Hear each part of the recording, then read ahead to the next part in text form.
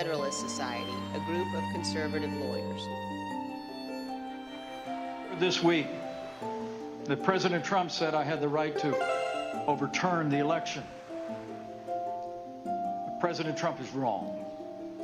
I had no right to overturn the election. The presidency belongs to the American people and the American people alone.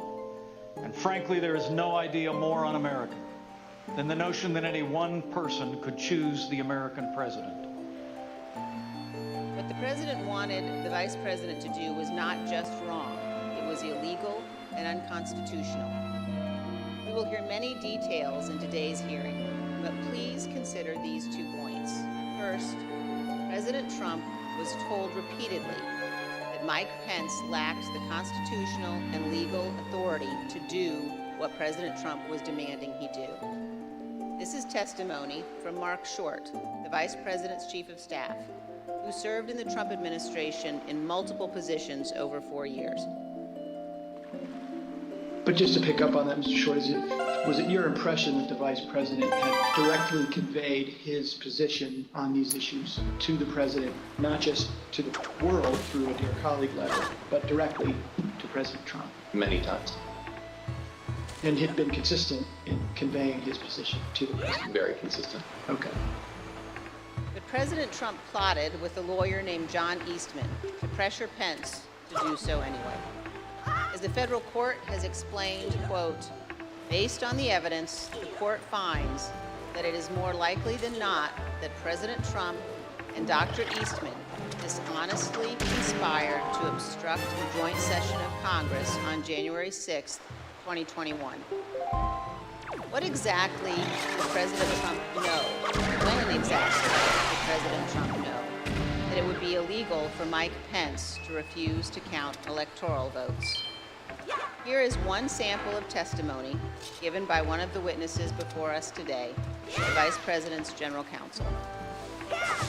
Did John Eastman ever admit, as far as you know, in front of the President,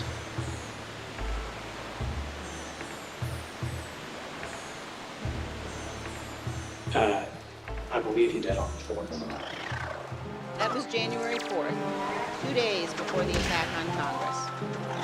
Second point, please listen to testimony today about all of the ways that President Trump attempted to pressure Vice President Pence, including Donald Trump's tweet at 2:24 p.m., condemning Vice President Mike Pence, when President Trump already knew a violent riot was underway at the Capitol.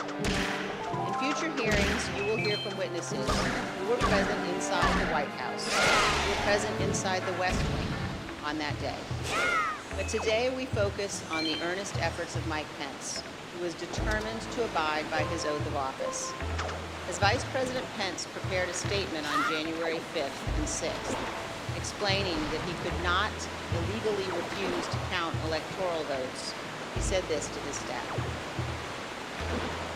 When the Vice President said, this may be the most important thing I ever said. This means the statement. The statement. He really was just. You will hear today that President Trump's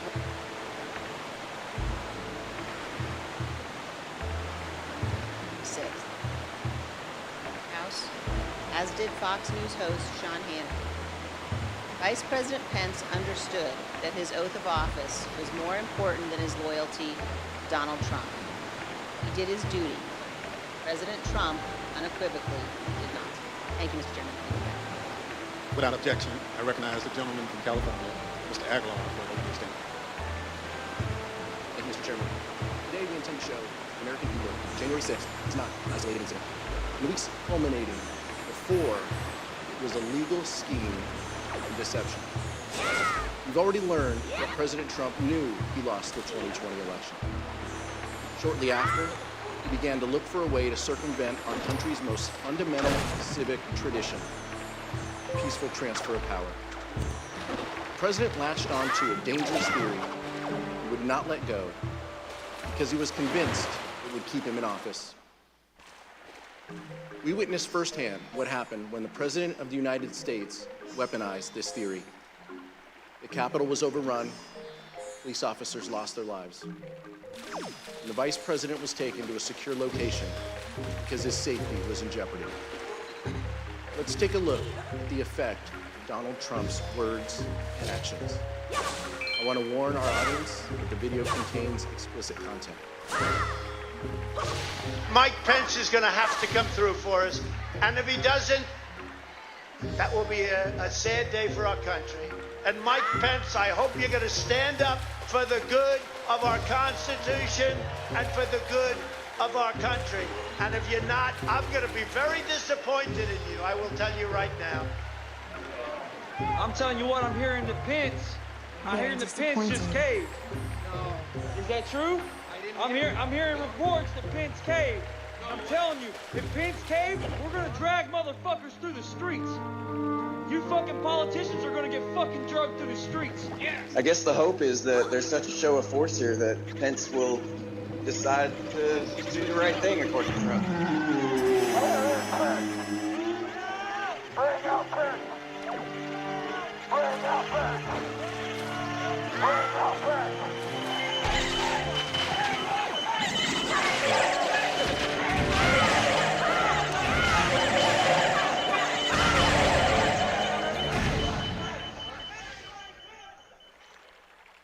How did we get to this point?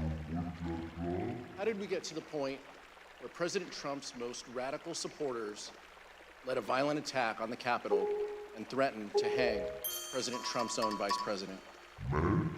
You'll hear from witnesses that Donald Trump pressured Mike Pence to adopt a legally and morally bankrupt idea that the vice president could choose who the next president can be. You'll hear about how the vice president, the White House counsel, and others told Donald Trump that the vice president had no such authority. But President Trump would not listen. You'll hear how Vice President Pence withstood an onslaught of pressure from President Trump, both publicly and privately. A pressure campaign that built to a fever pitch with a heated phone call on January 6th. You'll also hear that the president knew there was a violent mob at the Capitol when he tweeted at 2:24 p.m. that the vice president did not have the, quote, courage to do what needed to be done. Let me be clear.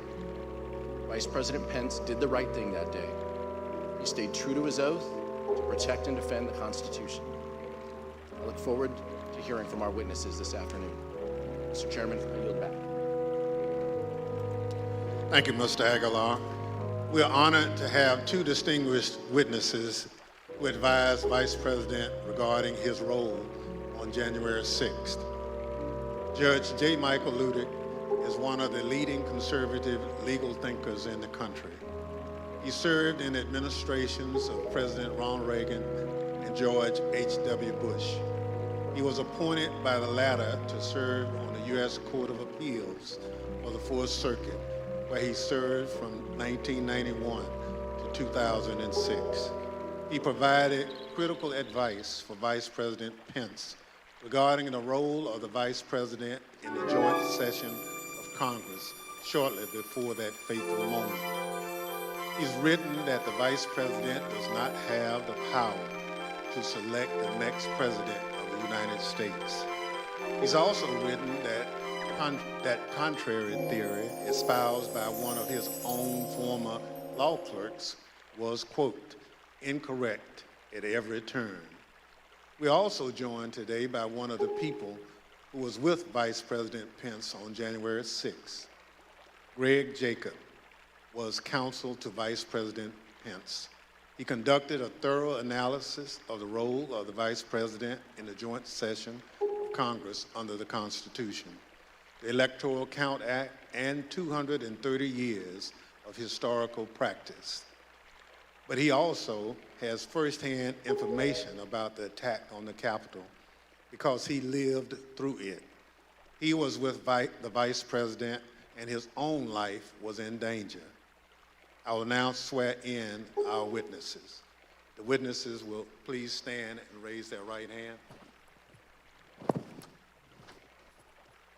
Do you swear or affirm under penalty of perjury that the testimony you're about to give is the truth, the whole truth, and nothing but the truth, so help you God? Thank you. You may be seated. Let the record reflect the witnesses answered in the affirmative. I now recognize myself for questions. In the United States, the people choose our representatives, including the highest official in the land, the President of the United States. The American people did this on November 3rd, 2020. But President Trump did not like the outcome. He did everything he could to change the result of the election. He tried litigation, 62 cases, in fact, and that failed. He tried to pressure state legislatures to reverse the results of the election in their states, but they refused. He tried to enlist the Department of Justice in his efforts to overturn election results, but officials leading the department refused to comply. So eventually, he latched on to a completely nonsensical and anti-democratic theory that one man, his own vice president, could determine the outcome of the election. He wanted the vice president to unilaterally select the president. This theory, that the vice president could unilaterally select the president, runs completely contrary to our Constitution, our laws, and the entirety of our American experience. But that didn't stop. That didn't matter to President Trump.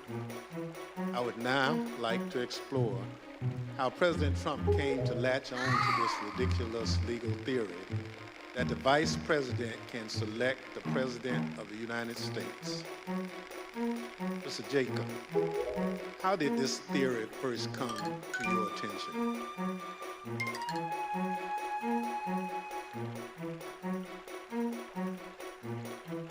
The first time that I had a conversation with the Vice President about the 12th Amendment and the Electoral Count Act was in early December, around December 7th. The Vice President called me over to his West Wing office and told me that he had been seeing and reading things that suggested that he had a significant role to play on January 6th in announcing the outcome of the election. He told me that he had been first elected to Congress in 2000 and that one of his earliest memories as a congressman was sitting in on the 2001 certification, and he recalled that Al Gore had gavelled down a number of objections that had been raised to Florida. And he asked me mechanically, how does this work at the joint session? What are the rules? I told the Vice President that, in fact, I had a fairly good idea of how things work, that actually there aren't rules that govern the joint session, but what there is a provision of the Constitution that's just one sentence long, and then an Electoral Count Act that had been passed in 1887. I told the Vice President that I could put a memo together for him overnight that would explain the application. So, Mr. Jacobs, when you looked at this theory, what did you conclude? So we concluded that what you have is a sentence in the Constitution that is inartfully drafted. But the Vice President's first instinct when he heard this theory was that there was no way that our framers, who abhorred concentrated power, who had broken away from the tyranny of George III, would ever have put one person, particularly not a person who had a direct interest in the outcome because they were on the ticket for the election, in a role to have decisive impact on the outcome of the election. And our review of text, history, and frankly just common sense all confirm the Vice President's first instinct on that point. There is no justifiable basis to conclude that the Vice President has that kind of authority. Thank you, Mr. Jacobs. We will hear more today about how, despite this conclusion by you and other top legal advisors, the former president used this discredited theory in his campaign to pressure the vice president to decide the outcome of the presidential election. I now recognize the gentlewoman from Wyoming, Ms. Cheney, for questions. Thank you very much, Mr. Chairman. Judge Ludig, thank you as well for being here with us today. You issued a very important statement earlier today, which I urge all Americans to read. And I'd like to ask you, Judge, about one of the sentences in your statement and ask if you could explain to us the significance of it. You say, had the Vice President of the United States obeyed the President of the United States, America would immediately have been plunged into what would have been tantamount to a revolution within a paralyzing constitutional crisis. Could you elaborate on that for us, Judge?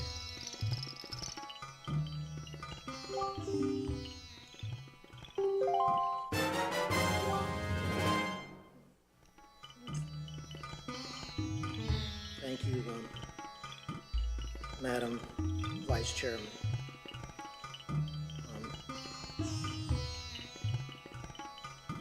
That passage in my statement this morning referenced the most foundational concept in America, which is the rule of law. Thus, as I interpret your question, you were asking about that foundational, thus, as I interpret your question, of these United States, which we call America.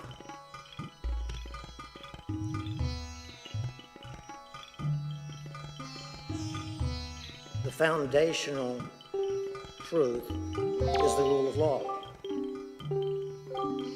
That foundational truth is, for the United States of America, the profound truth. But it's not merely the profound truth for the United States. It's also the simple truth, the simple foundational truth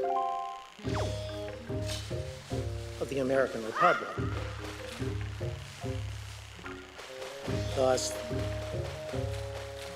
in my view, the hearings being conducted by this select committee are examining that profound truth, namely the rule of law in the United States of America. The specific question, of course, before you and before the nation, not before me, is whether that foundational rule of law was supremely violated on January 6, 2021. Hi, Potato Cat. Now, to the question specifically that you asked, Madam Vice Chair. I believe that had Vice President Pence obeyed the orders from his president and the President of the United States of America during the joint session of the Congress of the United States on January 6, Only 2021, sometimes stream, not too often. and declared Donald Trump the next President of the United States, notwithstanding that then President Trump had lost the Electoral College vote as well as the popular vote in the 2020 presidential election.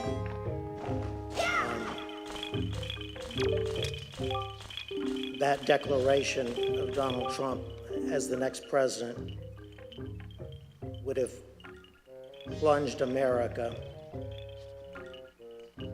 into what I believe would have been tantamount to a revolution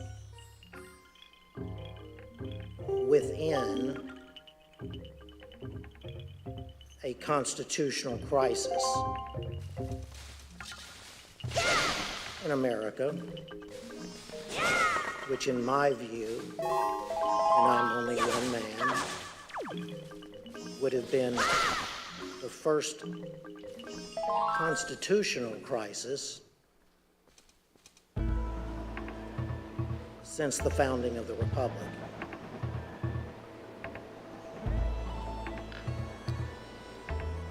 Thank you very much, Judge, for your solemn attention to these issues and for your appearance here today. We're going to describe and discuss in detail what happened. And as we do, I'm going to describe a few of the details now of some of the actions taken by a gentleman named Kenneth Cheeseborough. After the Electoral College met and cast their votes on December 14th, actually the day before they met, Kenneth Cheeseborough sent a memo to Rudy Giuliani, the president's lead outside counsel. Mr. Cheeseborough wrote to Mayor Giuliani that the vice president is charged with, quote, making judgments about what to do if there are conflicting votes, close quote. Mr. Cheeseborough wrote that when the joint session of Congress got to Arizona in the alphabetical list of states, the vice president should not count Biden votes, quote, because there are two slates of votes.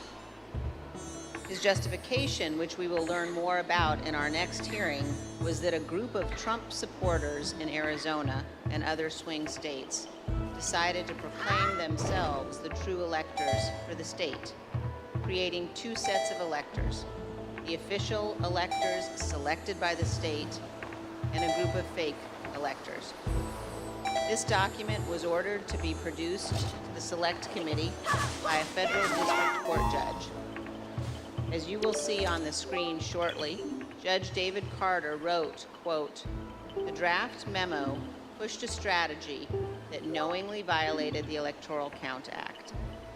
The judge concluded that, quote, the memo is both intimately related to and clearly advanced the plan to obstruct the joint session of Congress on January 6, 2021. A few days later, Professor John Eastman took up his cause. Eastman was at the time a law professor at Chapman University Law School. He prepared a memo outlining the nonsensical theory that the vice president could decide the outcome of the election at the joint session of Congress on January 6th. You will see portions of this memo on the screen. In the first line, he wrote, quote, 7 states have transmitted dual slates of electors to the President of the Senate. But Dr. Eastman goes on to rely on those so-called dual slates of electors to say that Vice President Pence would simply declare President Trump winner of the 2020 election. Mr. Jacob, were there in fact dual slates of electors from 7 states? No, there were not. And just a few days after that, Dr. Eastman wrote another memo. This one, quote, wargaming out several scenarios. He knew the outcome he wanted, and he saw a way to go forward if he simply pretended that fake electors were real. You will see that memo up on the screen now. Here, Dr. Eastman says the vice president can reject the Biden electors from the states that he calls, quote, disputed. Under several of the scenarios, the vice president could ultimately just declare Donald Trump the winner, regardless of the vote totals that had already been certified by the states. However, this was false, and Dr. Eastman knew it was false. In other words, it was a lie. In fact, on December 19th, 2020, just 4 days before Dr. Eastman sent this memo, Dr. Eastman himself admitted in an email that the fake electors had no legal weight, referring to the fake electors as, quote, dead on arrival in Congress, end quote, because they did not have a certification from their states. Judge Ludig, did the Trump electors in those 7 states who were not certified by any state authority have any legal significance?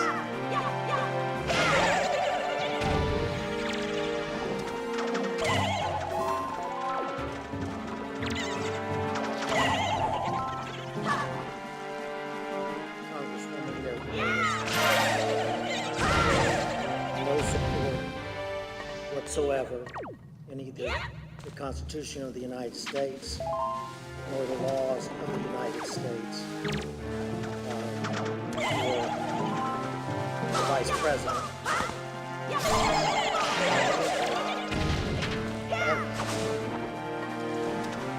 Count alternative electoral slates from the states that had not been officially certified by the designated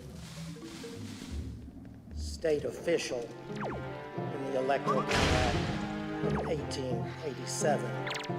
I did notice in passage of Mr. Eastman's memorandum, and I took a note on it. And correct me if I'm wrong, but he said in that passage that there was both legal authority as well as historical precedent. I do know what Mr. Eastman was referring to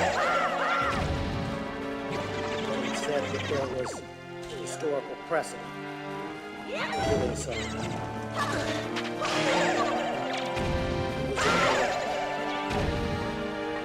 There was no historical precedent from the beginning of the founding in 1789 that even as mere historical precedent, as distinguished from legal precedent, would support It would be great if they cited the the precedent. possibility of the Vice President of the United States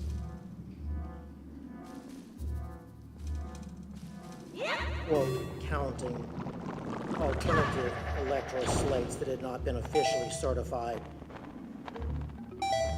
to the Congress pursuant to the Electoral Count Act of 1887. I would be glad to explain that historical precedent if the committee wanted, but it would be a digression. Thank you very much, Judge. I know my colleagues will be pursuing that issue in more depth. And now I'd like to yield back. Thank you very much. Pursuant to Section 5C, House Resolution 503, the chair recognizes the gentleman from California, Mr. Aguilar, and staff counsel, Mr. John Wood, for questioning. Thank you, Mr. Chairman. We're fortunate to have a bipartisan staff. Senior Investigative Counsel John Wood previously served as United States Attorney in Missouri under President George W. Bush. He and I will share today's lines of questioning. Mr. Wood? Thank you, Mr. Aguilar. Judge Ludig, I had the incredible honor of serving as one of your law clerks. Another person who did was John Eastman. And you have written that Dr. Eastman's theory that the vice president could determine who the next president of the United States is, in your words, incorrect at every turn. Could you please explain briefly your analysis?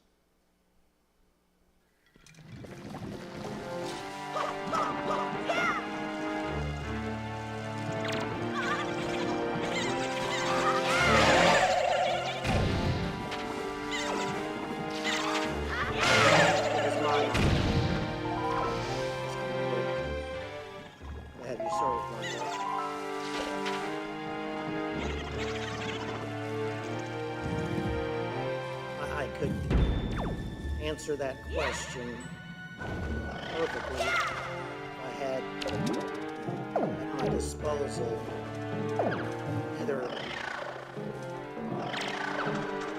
Mr. Eastman's tweet or my own analytical tweet of September 21st, but I don't. But that said, I had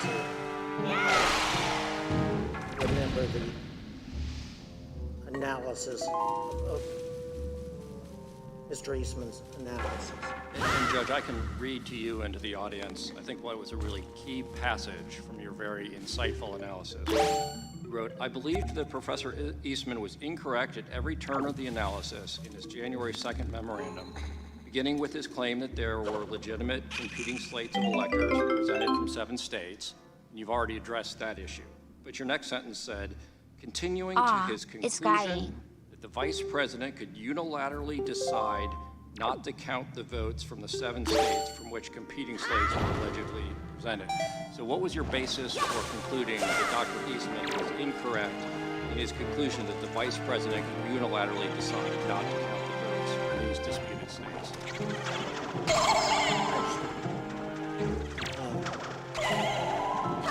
As I previously stated,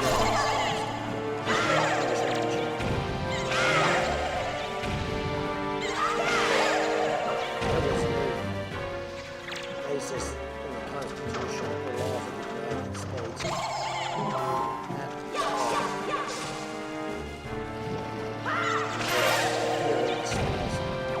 by Mr. Eastman at all. None. With all respect to my co-panelist,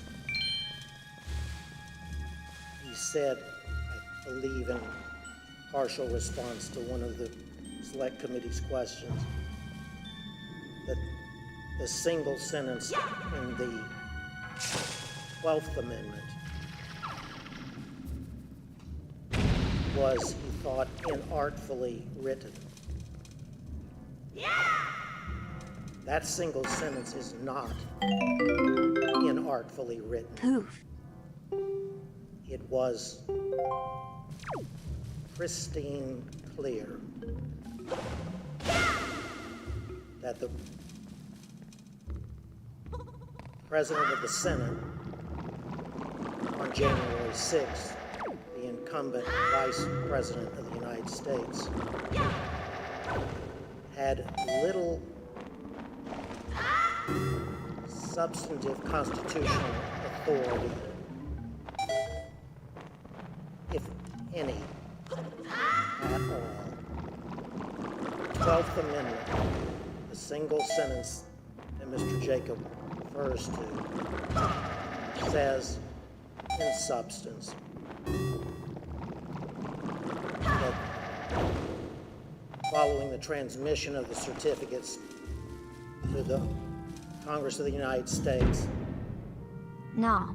and under the Electoral Count Act of 1887, the Archivist of the United States, that the presiding officer shall open the certificates in the presence of the Congress of the United States in joint session.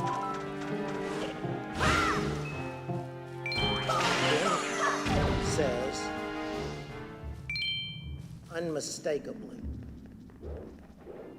not even that the Vice President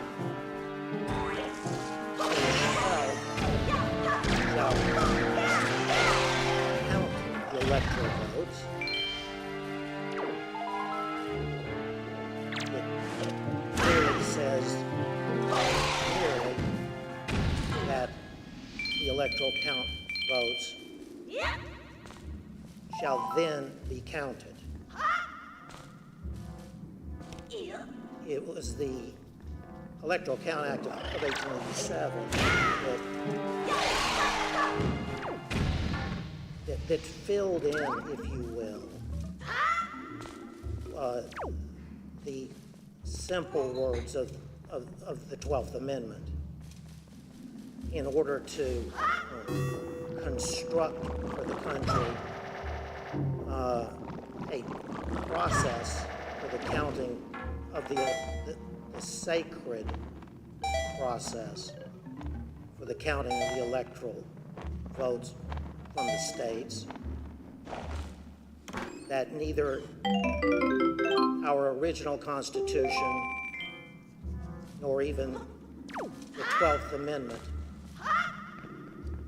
had done.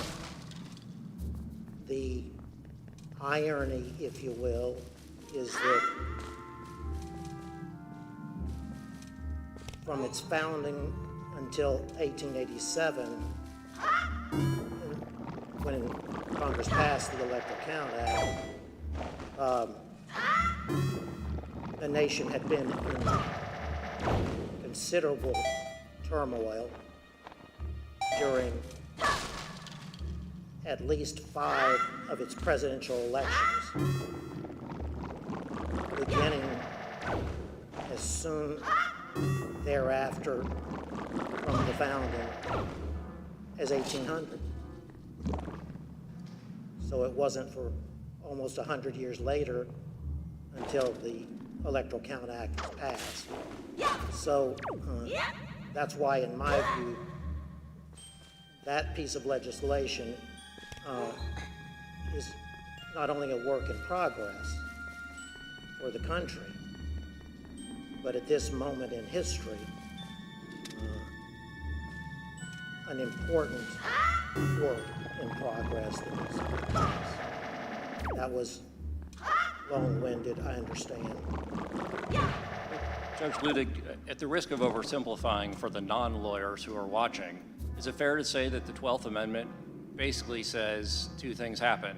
The Vice President opens the certificates and the electoral votes are counted. Is it that straightforward? Understatement of the century. Long-winded. Low. I would not want that to be my testimony before the Congress of the United States. The language of the 12th Amendment is that simple. Thank you, Judge. Mr. Jacob, I have a question for you. I believe during your deposition before this committee, you said something to the effect of you'd read every word written about the 12th Amendment, the Electoral Count Act, and historical practice.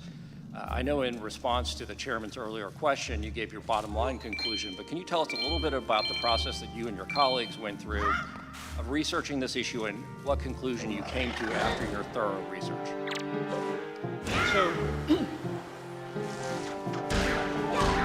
as a lawyer who's analyzing a constitutional provision, you start with the constitutional text, you go to structure, you go to history. So we started with the text. We did not think that the text was quite as unambiguous as Judge Ludig indicated.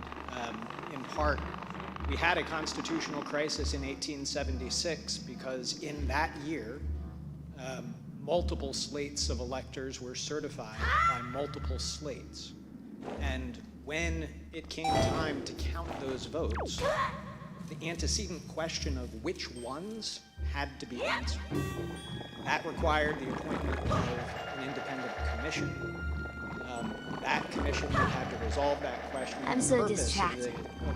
The Electoral Count Act of 1887 had been to resolve those latent ambiguities. Now, I'm in complete agreement with Judge Ludig. It is unambiguous that the Vice President does not have the authority to reject electors. There is no suggestion of any kind that it does. There is no mention of rejecting or objecting to electors anywhere in the 12th Amendment. And so the notion that the Vice President could do that certainly is not in the text. But the problem that we had and that John Eastman raised in our discussions was We had all seen that in Congress in 2000, in 2004, in 2016, there had been objections raised to various states. And those had even been debated in 2004. And so here you have an amendment that says nothing about objecting or rejecting, and yet we did have some recent practice of that happening within the terms of the Electoral Count. So we started with that text, and I recall in my discussion with the Vice President, he said, I can't wait to go to heaven and meet the framers and tell them the work that you did in putting together our Constitution is a work of genius. Thank you. It was divinely inspired. There is one sentence that I would like to talk to you a little bit about. So then we went to structure. And again, the Vice President's first instinct here is so decisive on this question. There's just no way that the framers of the Constitution, who divided power and authority, who separated it, who had broken away George III and declared him to be a tyrant, there was no way that they would have put in the hands of one person the authority to determine who was going to be president of the United States. And then we went to history. We examined every single electoral vote count that had happened in Congress since the beginning of the country. We examined the Electoral Count Act. We examined practice under the Electoral Count. And critically, no vice president in 230 years of history had ever claimed to have that kind of authority, hadn't claimed authority to reject electoral votes, had not claimed authority to return electoral votes back to the states. In the entire history of the United States, not once had a joint session ever returned electoral votes back to the states to be counted.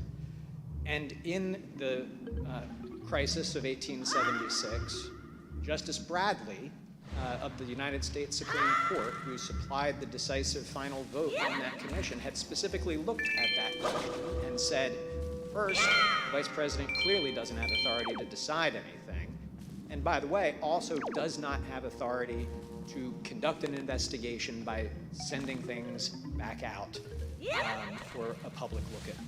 So the history was absolutely decisive, and again, part of my discussion with Mr. Eastman was, if you were right, don't you think Al Gore might have liked to have known in 2000 that he had authority to just declare himself president of the United States? Did you think that the Democrat lawyers just didn't think of this very obvious quirk that he could use to do that? And of course, he acknowledged Al Gore did not and should not have had that authority at that point in time. But so, text, structure, history, I think what we had was some ambiguous text that common sense and structure would tell you the answer cannot possibly be that the Vice President has that authority. As the committee already played the Vice President's remarks, there is almost no idea more un-American than the notion that any one person would choose the American president. An unbroken historical practice for 200 years, the Vice President did not have such. Thank you. Mr. Jacob, you weren't the only one who knew that the legal theory was wrong. Here's what various advisors to the president thought about that theory.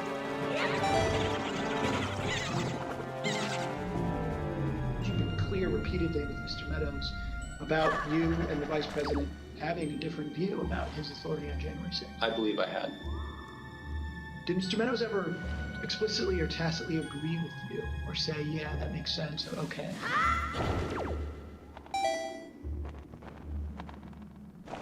I believe that Mark did agree. What makes you say that? I believe that's what he told me. But as I mentioned, I think Mark had told so many people so many different things that it was not something that I would necessarily accept as, okay, well, that means that's resolved. I see. Tell me more what he told you. Well, I think it was that, the Vice President doesn't have any broader role. And I think he was understanding of that. So despite the fact that he may have said other things All to of the these President or old others to heads you, in he chat. said he understands the Vice President has no role. Yes. Okay. Did he say that to you several times? A couple times. Before January 6th? Yes. the way it was communicated to me was that Pat Cipollone thought the idea was nutty, and had at one point confronted Eastman basically with the same sentiment. Pat expressed his admiration for the vice president's actions on the day of the 6th and said that he concurred with the legal analysis that our team had put together to reach that point. It made no sense to me that in all the protections that were built into the Constitution for a president to get elected and steps that had to be taken, that the power to choose the next president would be sitting with the vice president. Do you know if Mr. Clark or Mr. Morgan, Mr. Normal, viewed about that, thought about that, Mr. Eastman about it? Yeah, they thought he was crazy. Do you know if they ever expressed an opinion on whether they thought the vice president had the power that John Eastman said? I know for a fact I heard both say that the theory was that there was no situation before. And did they express that before January 6th? Yes. To whom? I think that everyone did with it. What were your prior interactions with Eastman? He described for me what he thought the ambiguity was in the statute, and he was walking through it at that time. Hold on a second, I want to understand what you're saying. You're saying that you believe the vice president, acting as president of the Senate, can be the sole decision maker as to, or your theory, who becomes the next president of the United States? And you said yes. I said, are you out of your effing mind? Right? And that was pretty blunt. I said, you're completely crazy. You're going to turn around and tell 78 plus million people in this country that your theory is this is how you're going to invalidate their votes because you think the election was stolen. And they're not going to tolerate it. So you're going to cause riots in the streets. And he said words to the effect of there's been violence in the history of our country to protect the democracy or protect the republic.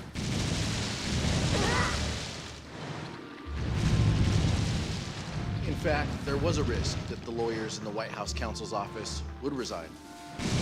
For example, Fox News host Sean Hannity expressed concern that the entire White House counsel's office could quit. As you can see from these texts, Mr. Hannity wrote to White House Chief of Staff Mark Meadows that, quote, "You can't lose the entire White House counsel's office. Do not see January 6th happening quickly."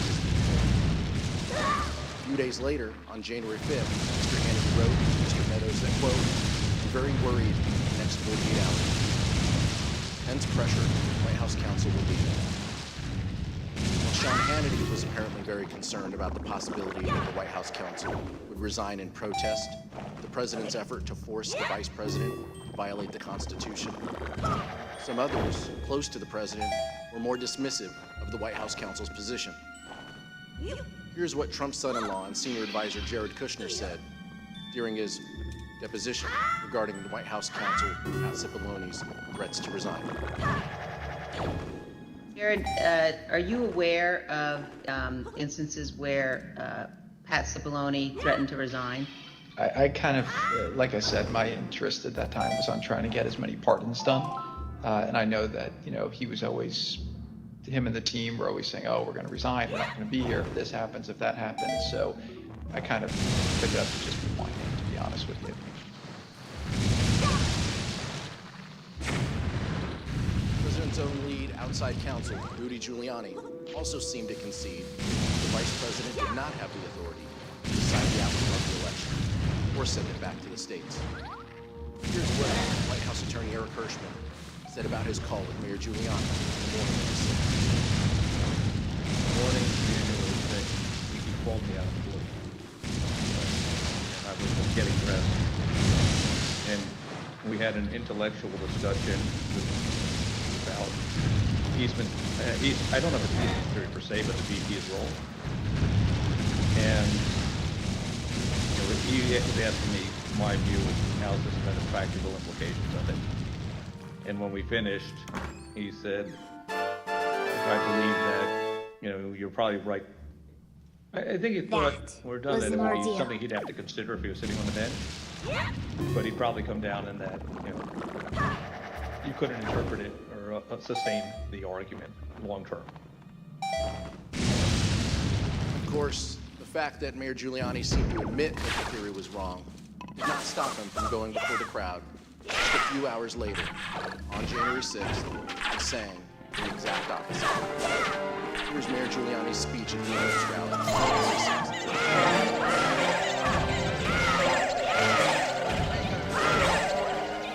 2 points. Number one, every single thing that has been outlined as the plan for today is perfectly legal. I have Professor Eastman here with me to say a few words about that. He's one of the preeminent constitutional scholars in the United States.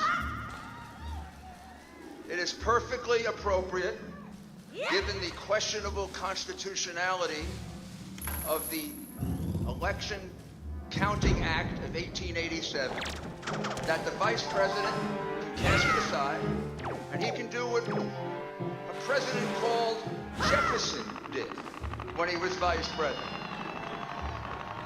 He can decide on the validity of these crooked ballots, or he can send it back to the legislatures, give them 5 to 10 days to finally finish work. And here's what Dr. Eastman said in his speech at the Ellipse on January 6th. And all we are demanding of Vice President Pence is this afternoon at 1 o'clock, the legislatures of the state look into this so we get to the bottom of it and the American people know whether we have control of the direction of our government or not.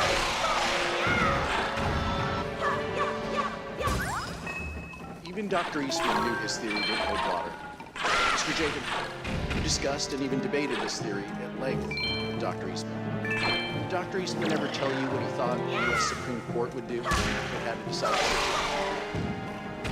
Yes. We had an extended discussion, 2 hours on January 5th. And when I pressed him on the point, I said, John, if the Vice President did what you were asking him to do, we would lose 9-0 in this fight. He initially started, well, I think maybe 7-2. After some further discussion, acknowledged, well, yeah, you're right, we would lose 9-0. I appreciate that. In our investigation, the Select Committee has obtained evidence suggesting that Dr. Eastman never really believed his own theory. Let me explain. On the screen, you can see a draft letter to the President from October 2020. In this letter, an idea was proposed that the Vice President could determine which electors to count at the joint session of Congress. But the person writing in blue eviscerates that argument. The person who wrote the comments in blue wrote, quote, "The 12th Amendment only says that the President of the Senate opens the ballots in the joint session and then, passive voice, the votes shall be counted." The comments in blue further state, "Nowhere does it suggest the President of the Senate gets to make a determination on his own." Judge Ludig, does it surprise you that the author of those comments in blue was in fact John Eastman?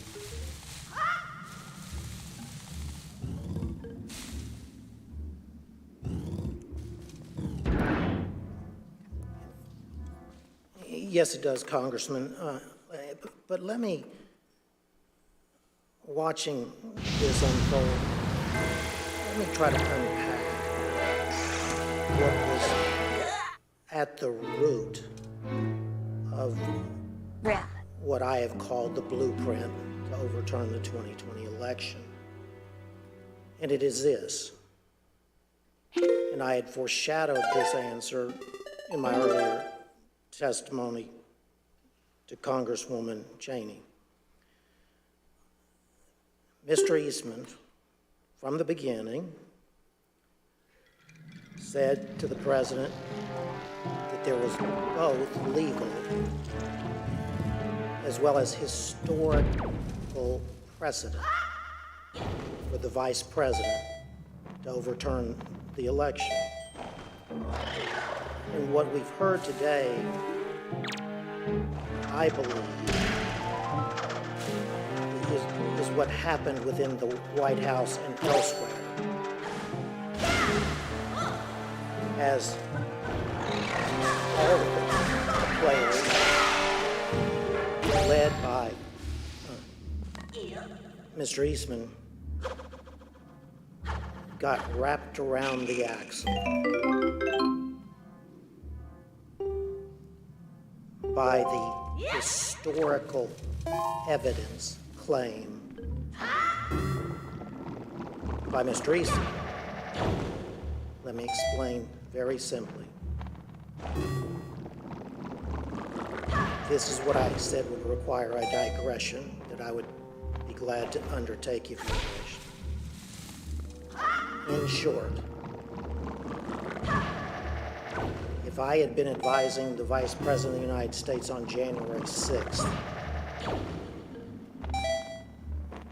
and even if then Vice President Jefferson and even then Vice President John Adams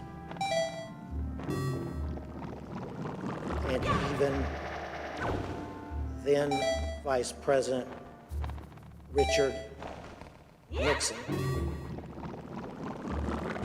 had done exactly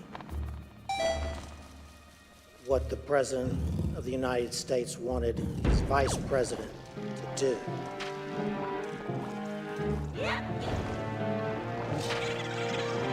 I would have laid my body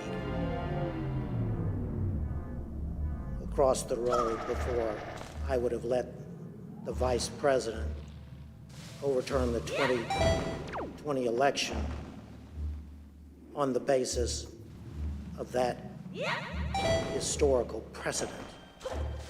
But what this body needs to know, and now America needs to know, is that that was the centerpiece of the plan to overturn the 2020 election. It was the historical precedent in the years and with the vice presidents that I named, as Congressman Raskin understands well. And the effort by Mr. Eastman and others was to drive that historical precedent up to and under that single sentence, single pristine sentence in the 12th Amendment to the United States Constitution, taking advantage of, if you will, what many have said is the inartful wording of that sentence in the 12th Amendment. Scholars before 2020 would have used that historical precedent to argue not that Vice President Pence would overturn the 2020 election by accepting non-certified state electoral votes, but they would have made arguments as to some substantive,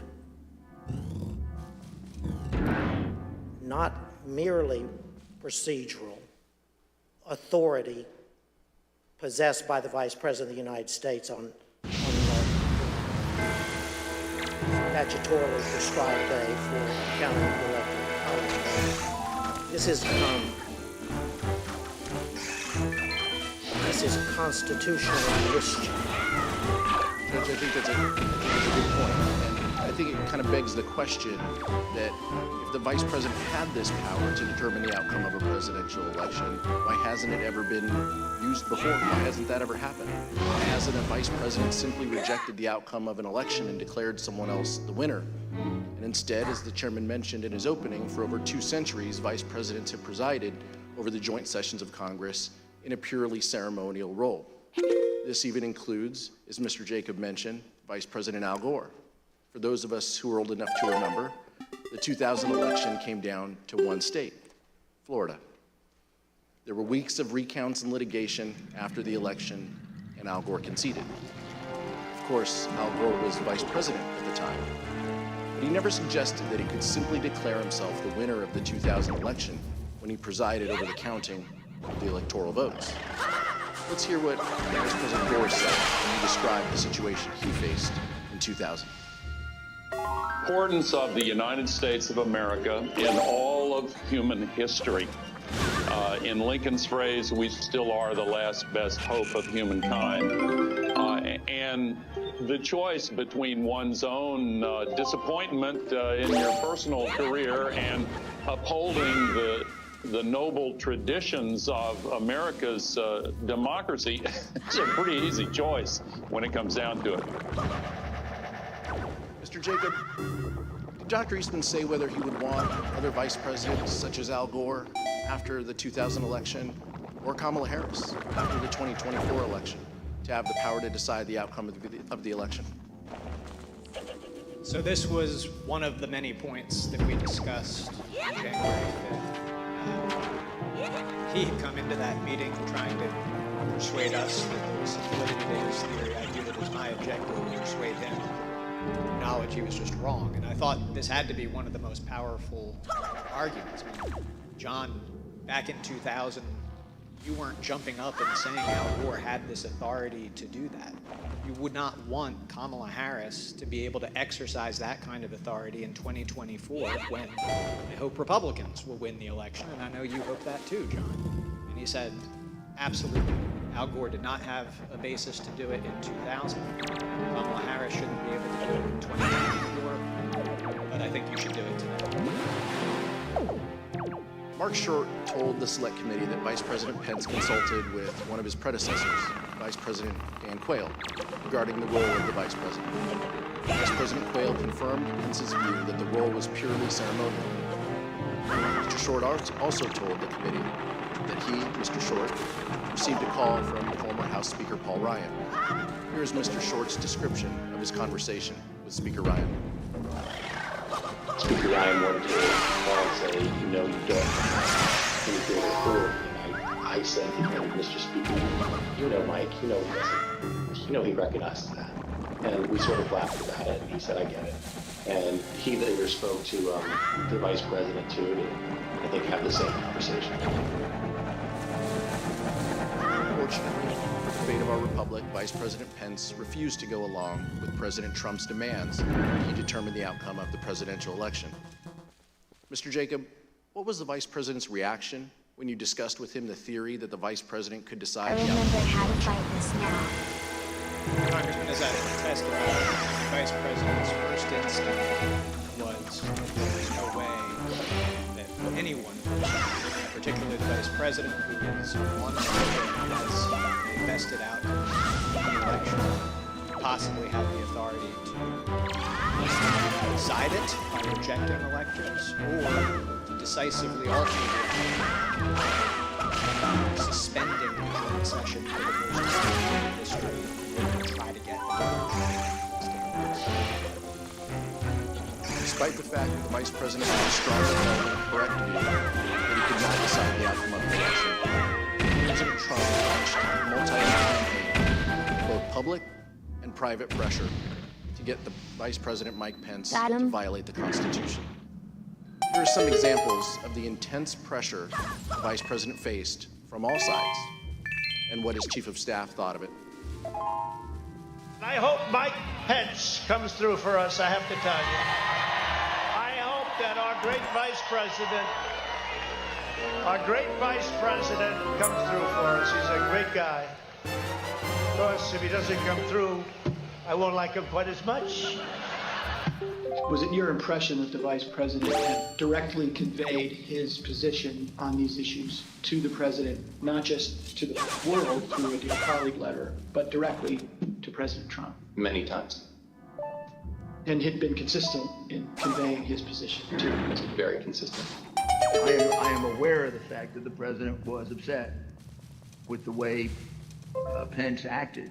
Are we to assume that this is going to be a climactic battle? Well, I think a lot of that depends on the courage and the spine of the individuals involved. Could that be a nice way to say a guy named Vice President Mike Pence?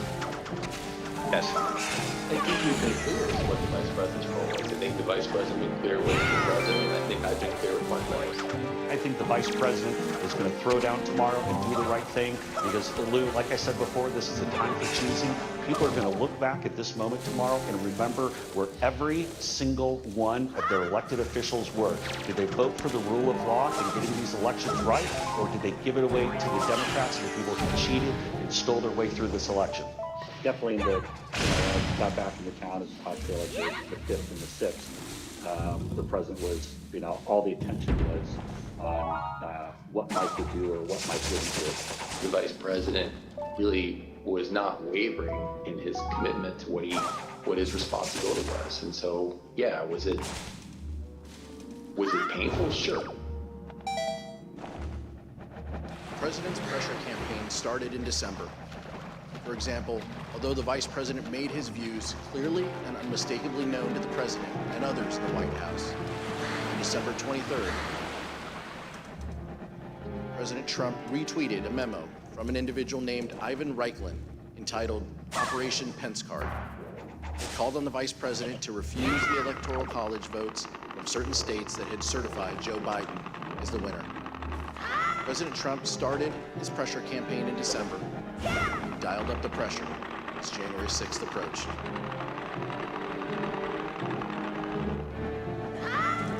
The testimony we have received in our investigation indicates that by the time January 4th arrived, President Trump had already engaged in a, quote, multi-week campaign to pressure the vice president to decide the outcome of the election.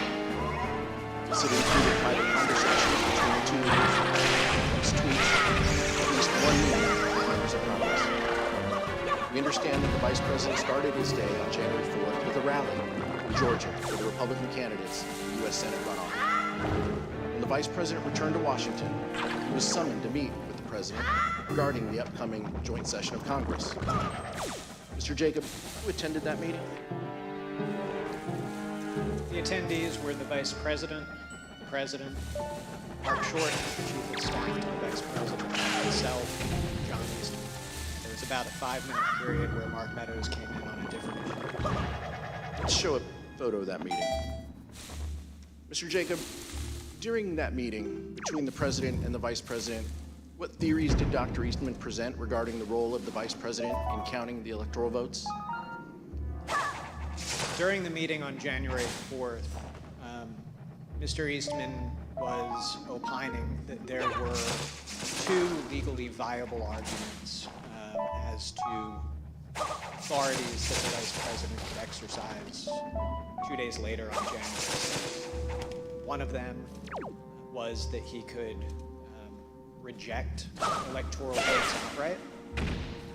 The other was that he could use his capacity as presiding officer to suspend the proceedings and declare essentially a 10-day recess during which states that he deemed to be disputed, there was a list of 5 to 7 states that the exact number changed from conversation to conversation, but that the vice president could sort of issue a demand to the state legislatures in those states to re-examine the election and declare who had won each of those states.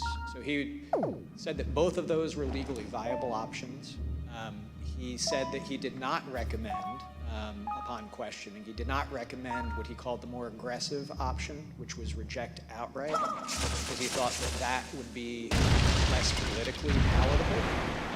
The imprimatur of state legislature authority would be necessary to ultimately have public acceptance of an outcome in favor of President Trump, and so he advocated the preferred course of action would be the procedural route of suspending the joint session and sending the election back to the states. Mr. Jacob, I know you won't discuss the direct conversations between the president and the vice president, so rather than asking you what the vice president said in that meeting, I'll ask you a more general question. Did the vice president ever waver in his position that he could not unilaterally decide which electors to accept?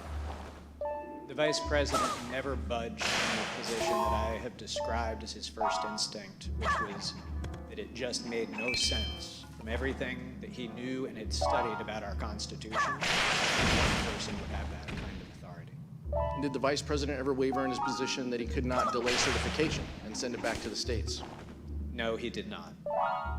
Did Dr. Eastman admit in front of the president that his proposal would violate the Electoral Count Act? So during that meeting on the 4th, I think I raised the problem that both of Mr. Eastman's proposals would violate several provisions of the Electoral Count Act. Mr. Eastman acknowledged that that was the case, that even what he viewed as the more politically palatable option would violate several provisions. But he thought we could do so because, in his view, the Electoral Count Act was unconstitutional. And when I raised concerns that that provision would likely lose in court, his view was that the court simply wouldn't get involved. They would invoke the political question doctrine. This is the therefore, worst. We could have some comfort proceeding with that path.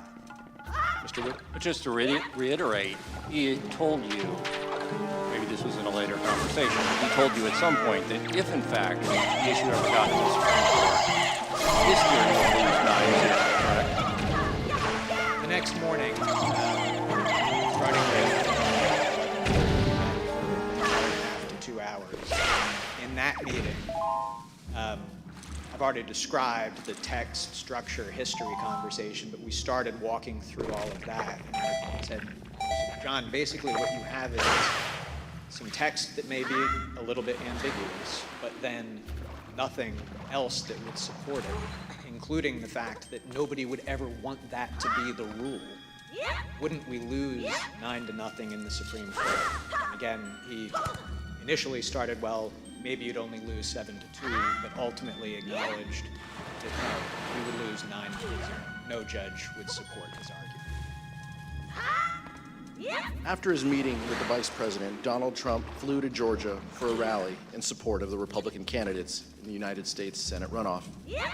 Even though the vice president had been steadfast in resisting the president's pressure, President Trump continued to publicly pressure Vice President Pence in his Georgia speech. Rather than focusing exclusively on the Georgia Senate runoff, Trump turned his attention to Mike Pence. Here's what the president said during that rally in Georgia.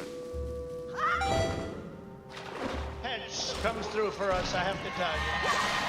I hope that our great vice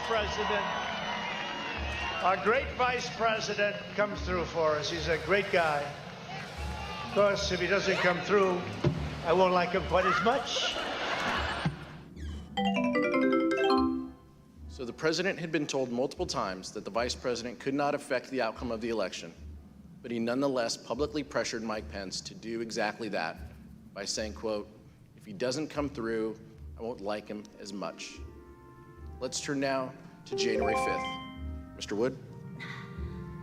Thank you. That morning, meaning January 5th, the president issued a tweet expressly stating that the vice president had the power to reject electors. Let's look at what the president wrote. Quote, the vice president has the power to reject fraudulently chosen electors. Mr. Jacob, you've already told us about your meeting with Dr. Eastman and the president on January 4th, and you briefly made reference to the meeting you had with Dr. Eastman the next day, January 5th. Can you tell us a little bit more about that meeting with Dr. Eastman on January 5th? For example, where was the meeting? Who was there?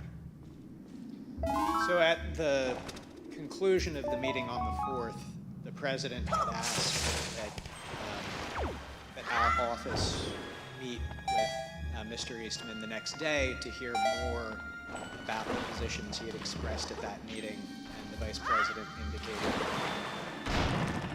offered me up as his counsel to fulfill that duty. So we met in Mark Short's office in the Executive Office Building across the way from the White House.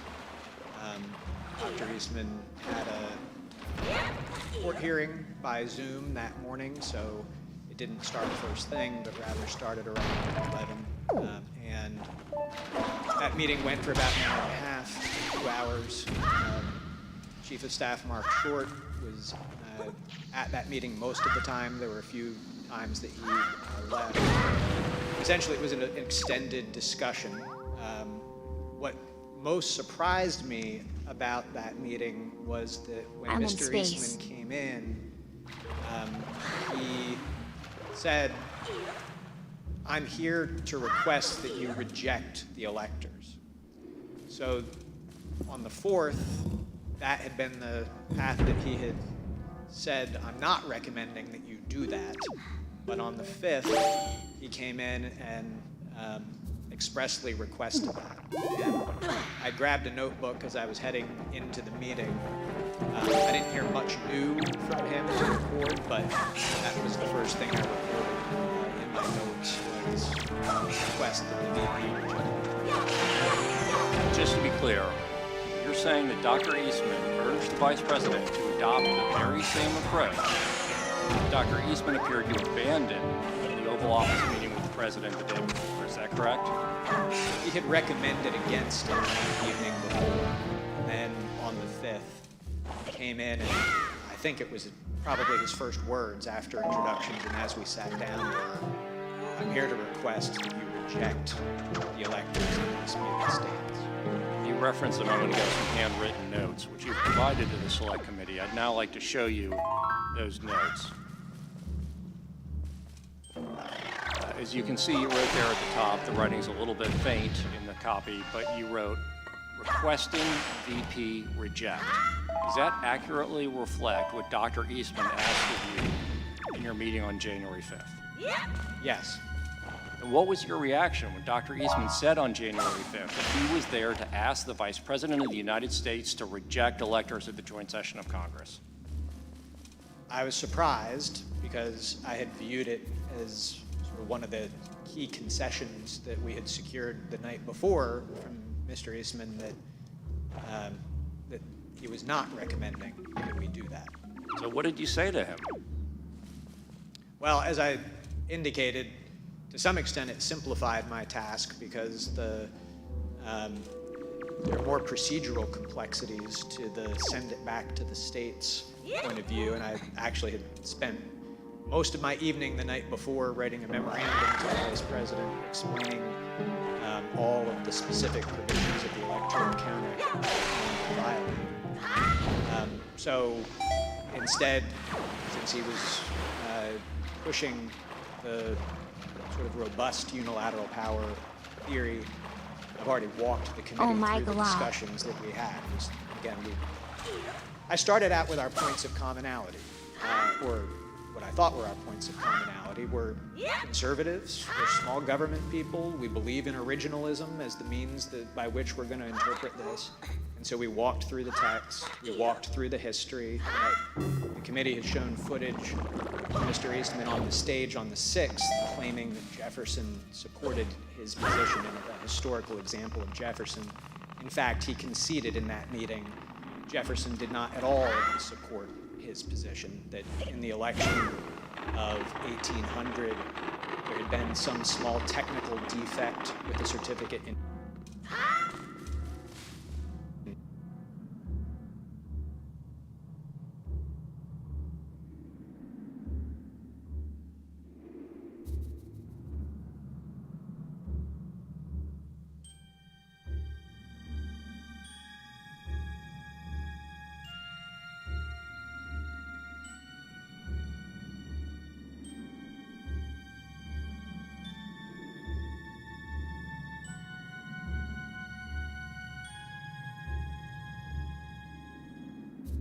The stream stopped.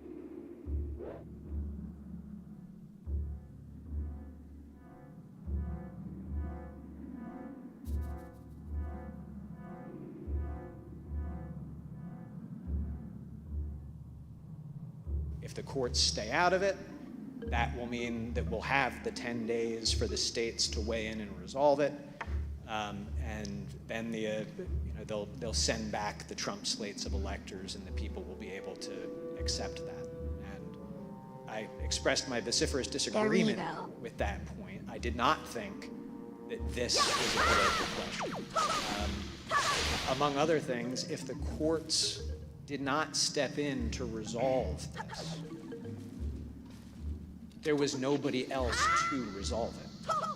You would be in a situation where you have a standoff between the President of the United States and, counterfactually, the Vice President of the United States, saying that we've exercised authorities that constitutionally we think we have, by which we have deemed ourselves the winners of the election.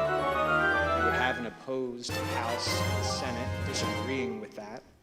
You would have state legislatures that, to that point, I mean, Republican leaders across those legislatures had put out statements, and we collected these for the Vice President as well, that the people had spoken in their states and that they had no intention of reversing the outcome of the election. We did receive some signed letters that Mr. Eastman forwarded us by minorities of leaders in those states, but no state had any legislative house that indicated that it had any interest in it. So you would have had just an unprecedented constitutional jump ball situation with that standard. And as I expressed to him, that issue might well then have to be decided in the streets. Because if we can't work it out politically, we've already seen how charged up people are about this election. And so it would be a disastrous situation. So I said, I think the courts will intervene. I do not see a commitment in the Constitution of the question whether the Vice President has that authority to some other actor to resolve. There's arguments about whether Congress and the Vice President jointly have a constitutional commitment to generally decide electoral vote issues. I don't think that they have any authority to object. Sounds like they wanted violence. I don't see it in the 12th Amendment, nonetheless. And I concluded by saying, John, in light of everything that we had discussed, can't you just both agree that this is a terrible idea? And he couldn't quite bring himself to say yes to that, but he very clearly, I see we're not going to be able to persuade you to do that. And that is how You just described a terrifying scenario. Sounds like there could have been chaos under the Eastman approach, and you described it as it potentially could be decided in the streets. And you described several concessions that Dr. Eastman made throughout that discussion or even debate that you had with him. At some point during that meeting on January 5th, did Dr. Eastman seem to admit that both of the theories that he had presented to the United States the day before? The theory that the Vice President could reject elections outright and declare Donald Trump the winner, and his less aggressive theory that the Vice President could simply send it back to the states. At some point in that conversation on the 5th, did Dr. Eastman seem to admit that both of these theories suffered from similar legal flaws? So I had at least one, possibly two other conversations with Dr. Eastman later that day. In the earlier meeting, we really were focused, because his request that he made had been to reject the electors outright, on why that theory was wrong, and why we certainly would not be doing it. Later that day, he pivoted back to, well, we hear you loud and clear, you're not going to reject.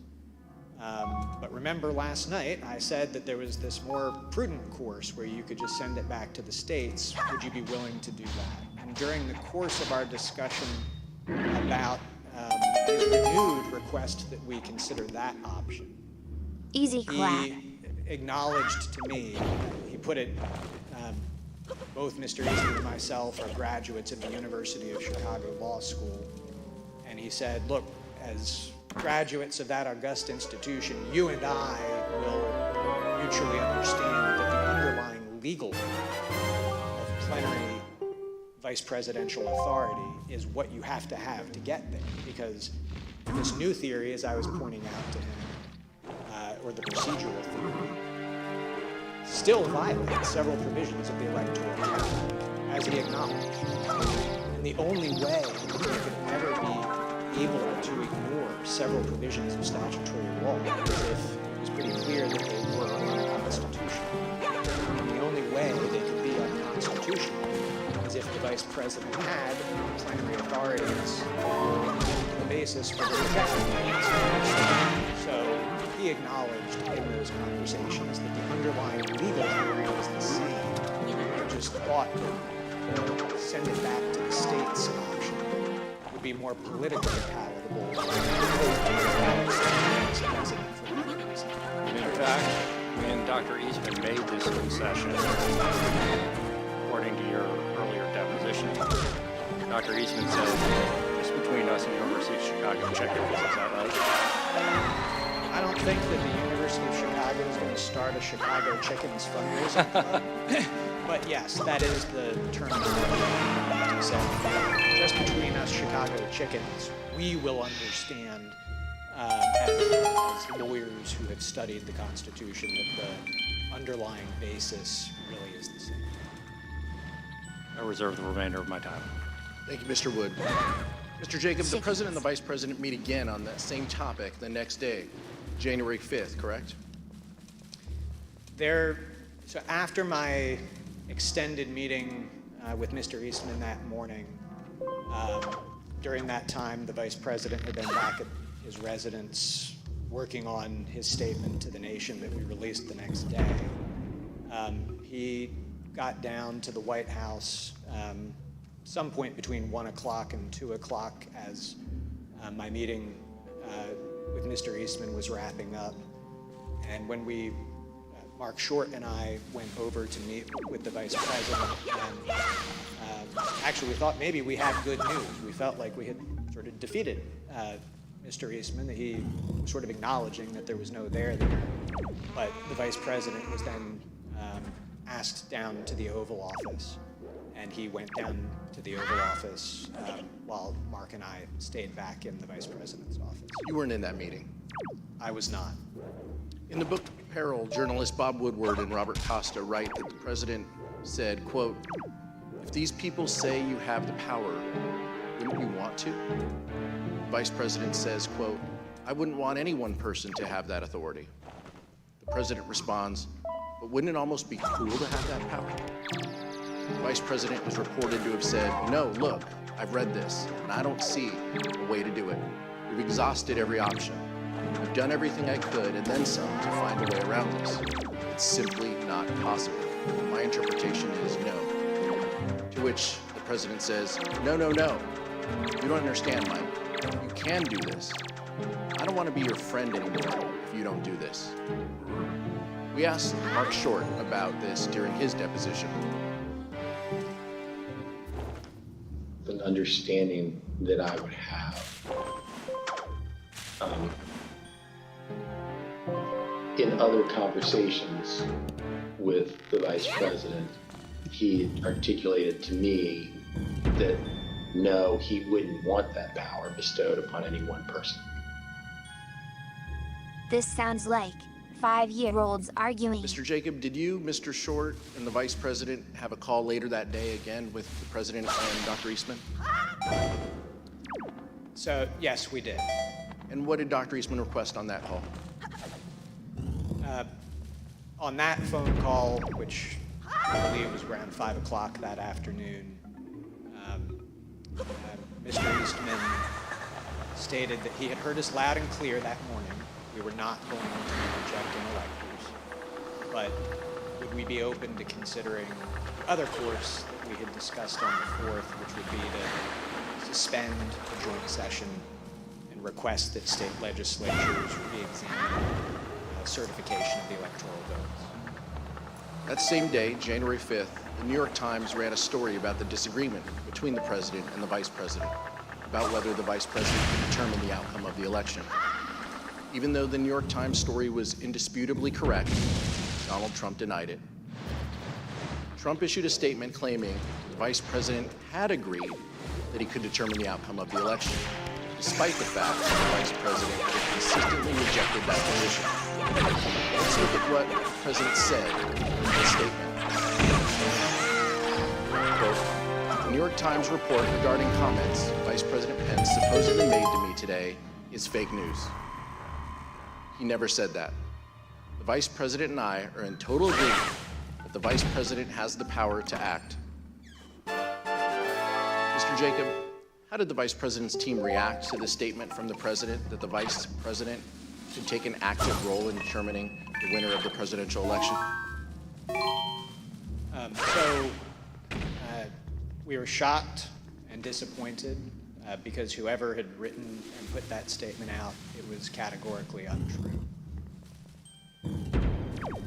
Vice President's Chief of Staff Mark Short had an angry phone call with Trump campaign senior advisor Jason Miller about this statement.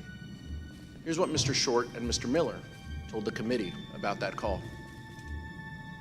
Okay. Tell me about the conversation you had with Jason. It was brief. I was irritated and expressed displeasure that a statement could have gone out that misrepresented the vice president's viewpoint without consultation.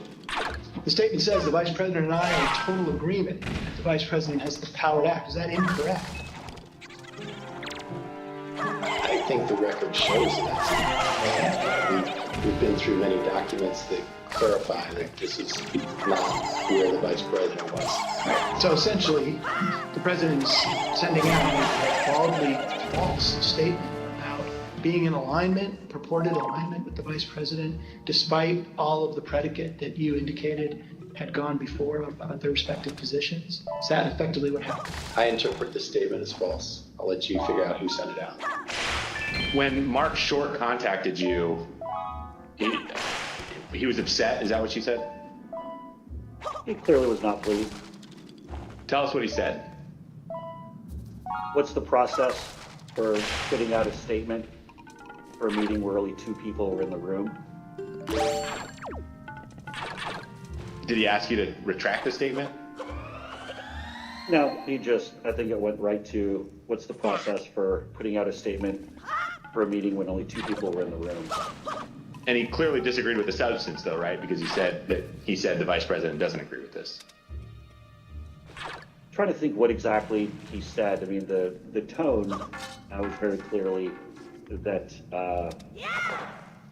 he used some language to strongly infer that the vice president disagreed with that take, but I don't know what that language was. Did he dictate this statement? He dictated most of it. I mean, typically on these I might have a couple of wording suggestions, or maybe I have a sentence or a rough framework or something of that. But I know with specificity on this one that it was me and him on the phone talking through it, and ultimately the way it came out is the way that we wanted to. The dispute between the president and the vice president had grown to the point where the vice president's chief of staff, Mark Short, was concerned that the president could, in Mr. Short's words, quote, lash out the vice president on January 6th. In fact, Mr. Short was so concerned about it, he talked with the head of the vice president's Secret Service detail on January 5th. Here's Mr. Short. Concern was for the vice president's security, and so I wanted to make sure the head of the vice president's Secret Service was aware that that likely, as these disagreements became more public, that the president would lash out in some way. After the recess, we will hear that Mark Short's concerns were justified. The vice president was in danger. Mr. Chairman, I reserve. There's one more chest I need to Pursuant to find. the order of the committee of today, the chair declares the committee in recess for a period of approximately 10 minutes.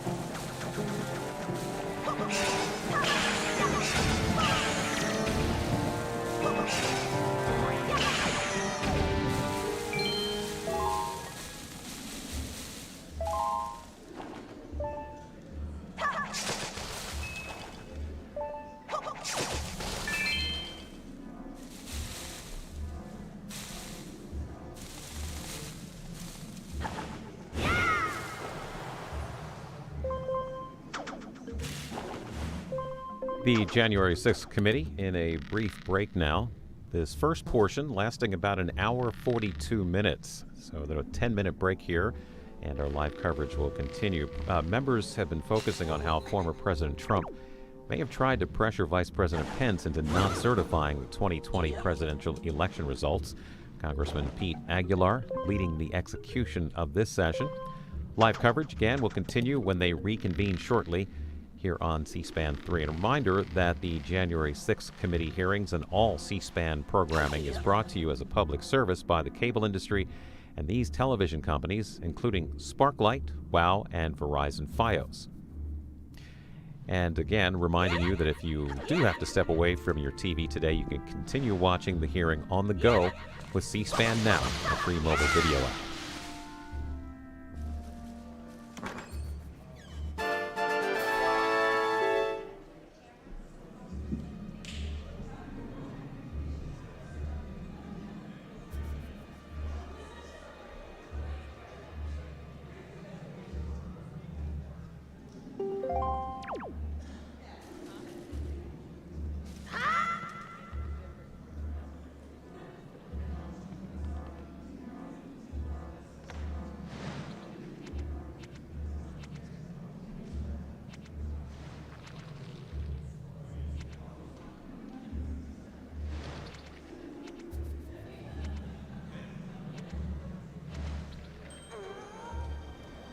There's one more chest I need to find.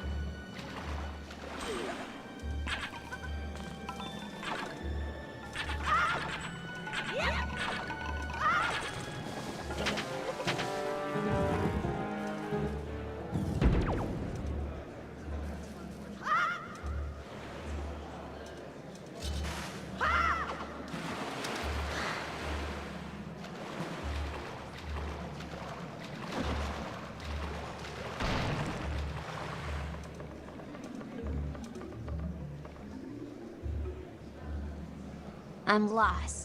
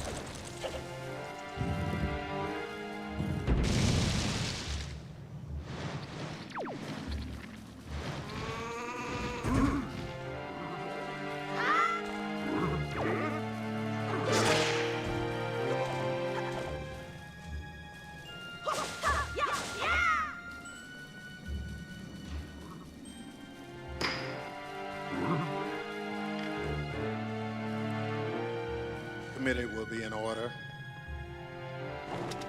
Gentleman from California, Mr. Aguilar, is recognized.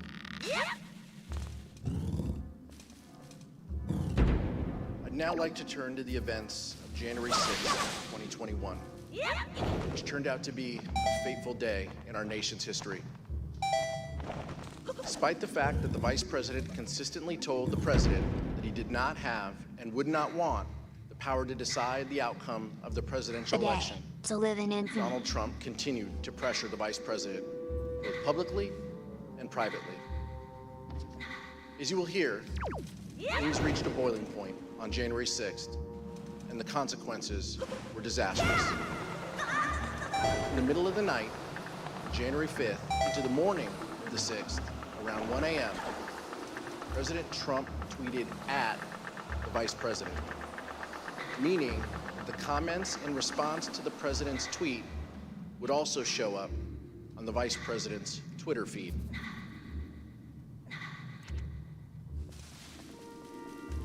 The tweet stated that the Vice President could, quote, come through for us and send it back to the states. Then around 8 a.m. on January 6th, President Trump again tweeted, this time to say that the Vice President could send it back to the states and, quote, we win. And that this is the time for extreme courage.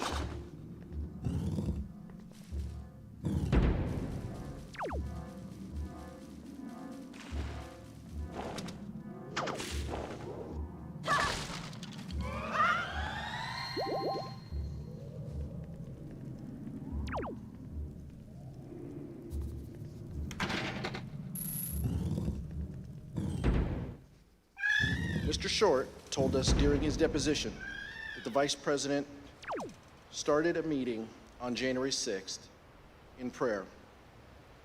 Here is what Mr. Short said. You arrived at the Vice President's residence. Look, it's Macker. As would often be the case, I recall that knowing it would be an important day, we gathered in prayer. And often that would be something the staff member would lead, so it would have just been at that time, I believe, the Vice President, myself, Greg, and Chris. And we would have just asked for guidance and wisdom, knowing that the day was going to be a challenging one. Mr. Jacob, did you go to the Vice President's residences on the morning of January 6th? Yes. Who else was with you?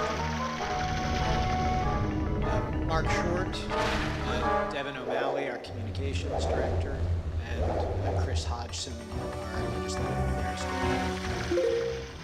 Did the Vice President have a call with the President that morning? He did. Were you with the Vice President during the call? So we had been putting the Vice President had finalized his statement overnight. We were in the process of proofing it so that we could get it out. And we were told the Vice President stepped out of the The President had several family members with him that morning for that call. I'd like to show you what they and others told us about that call, along with several endorsing photographs of the President on that call from the National Archives. When I got in, somebody called me and said, the family.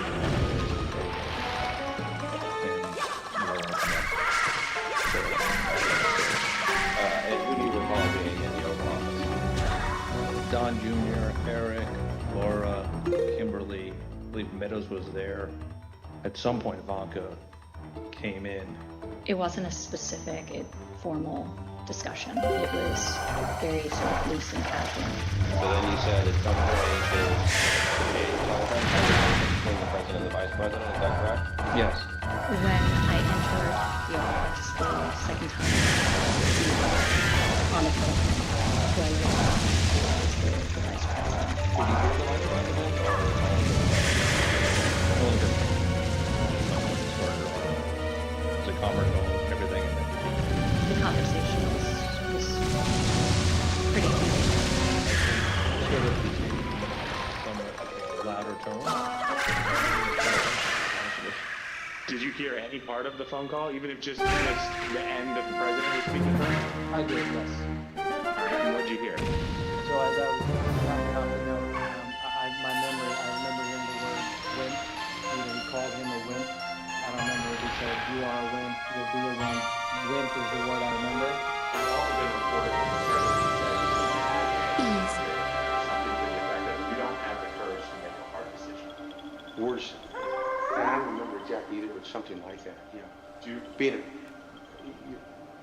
you're not tough enough to make the call. It was a different tone than I'd heard him take with the Vice President before. Did Ms. Trump share with you any more details about what had happened, or any details about what had happened in the Oval Office that morning? That her dad had just had an upsetting conversation with the Vice President. Do you recall anything about her demeanor, either during the meeting or when you encountered her in Dan Scavino's office? I don't remember specifically. I mean, I think she was uncomfortable over the fact that there was obviously that type of interaction between the two of them. Something to the effect, the wording's wrong. I made the wrong decision 4 or 5 years ago. And the word that she relayed to that the president called the vice president, I apologize for being impolite, but do you remember what she said her father called him? The P word.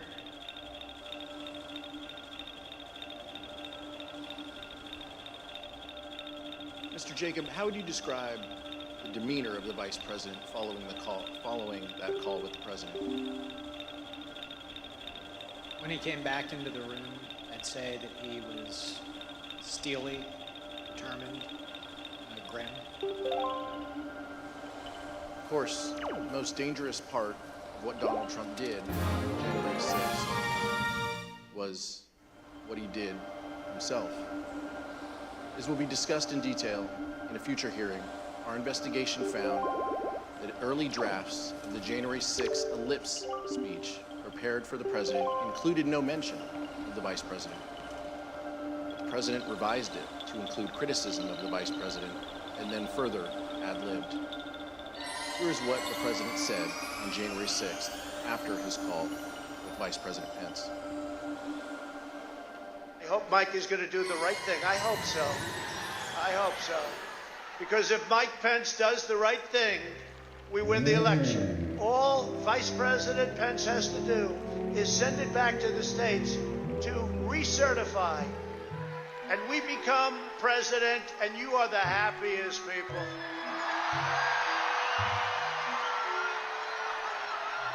And I just spoke to Mike. I said, Mike, that doesn't take courage. What takes courage is to do nothing. That takes courage. And then we're stuck with a president who lost the election by a lot, and we have to live with that for 4 more years. We're just not going to let that happen. And Mike Pence is going to have to come through for us.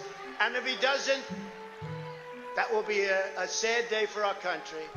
And they want to recertify their votes. They want to recertify.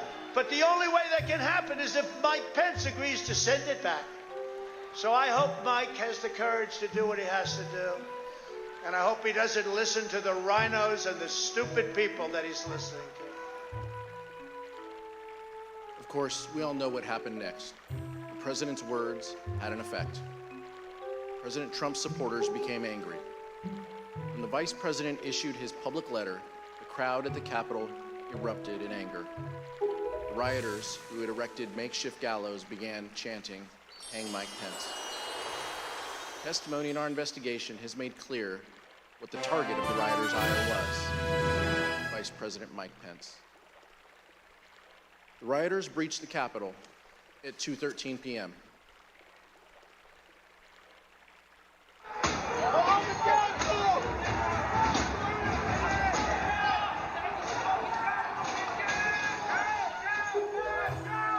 Scary stuff.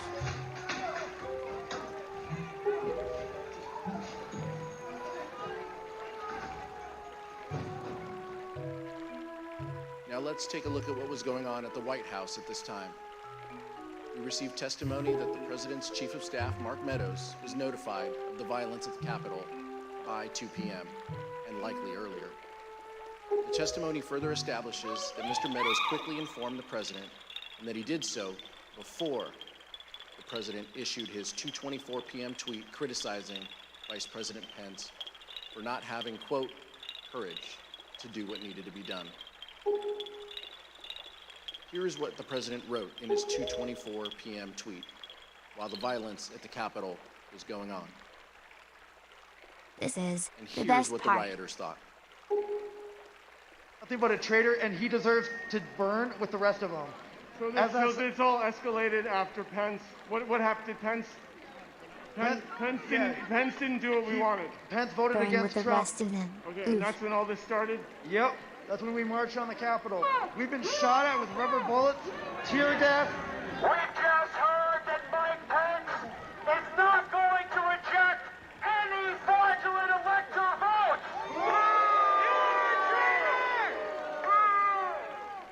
That's right.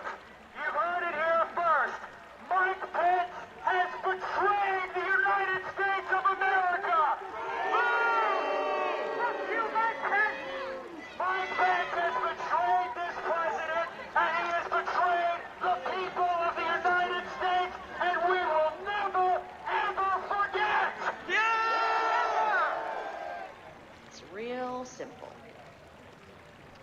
Pence betrayed us, which apparently everybody knew he was going to, and the president mentioned it like 5 times when he talked. You can go back and watch the president's video. This is our capital. Let's be respectful to him. There's 4 million people coming in, so there's a lot of control. We love you guys. We love the cops. It's only a matter of time. Justice is coming. Although the president's chief of staff, Mark Meadows, has refused to testify before this committee, Mr. Meadows' aide, Ben Williamson, and White House Deputy Press Secretary Sarah Matthews testified that Mr. Meadows went to the dining room near the Oval Office to tell the president about the violence at the Capitol before the president's 2:24 p.m. tweet. In future hearings, you'll hear more about exactly what was happening in the White House at that time. But here is what some White House staff told the Senate. Do you know where he went? Yes, I followed him down the hallway. And I followed him into the outer Oval corridor, which is the hallway between the Oval Office hallway and the outer oval section of the Oval Office. I followed him into that little corridor hallway. I saw him walk into outer oval. I maybe took a step into outer oval and then left. And I don't know where he went outside of that, but it looked like he was headed in the direction of the Oval Office. You know, we had all talked about at that point about how it was bad and the you know, situation was getting out of hand. And I know Ben Williamson and I were conferring, and we thought that the president needed to tweet something immediately. And I think when Kaylee gave us that order of don't say anything to the media, I told her that I thought the president needed to tweet something. And then I remember getting a notification on my phone, and I was sitting in a room with Roma and Ben, and we all got a notification, so we knew it was a tweet from the president. And we looked down, and it was a tweet about Mike Pence. I believe I had sent him a text saying that we may want to put out some sort of statement because the situation was getting a little hairy over at the Capitol. And that it was common for, after I would text him, I would just go down and see him in person. You went down to speak with Mark Meadows after this. What was that conversation? Very brief. I went down and told him the same thing I have in the text that I can recall. And I don't remember anything that was said between us other than I told him that. And to my recollection, he immediately got up and left his office. Our investigation found that immediately after the president's 2:24 p.m. tweet, the crowds both outside the Capitol and inside the Capitol surged. The crowds inside the Capitol were able to overwhelm the law enforcement presence, and the vice president was quickly evacuated from his ceremonial Senate office to a secure location within the Capitol complex.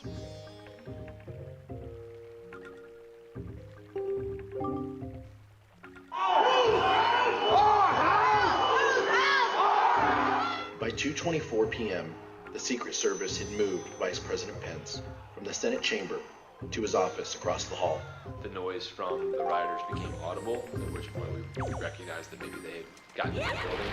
Then, President Trump tweeted, "Mike Pence didn't have the courage to do what should have been done to protect our country and our Constitution, giving states a chance to certify a corrected set of facts, not the fraudulent or inaccurate ones which they were asked to previously certify. USA demands the truth."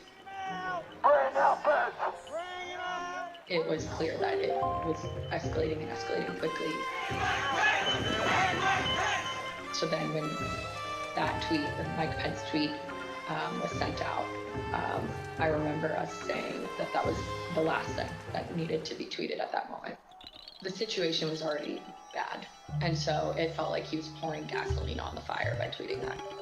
30 seconds later, rioters already inside the Capitol opened the East Rotunda door, just down the hall.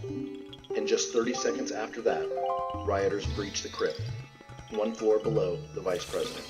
The Secret Service couldn't control the situation and do their job of keeping him safe. At 2:26 p.m., Secret Service rushed Vice President Pence down the stairs.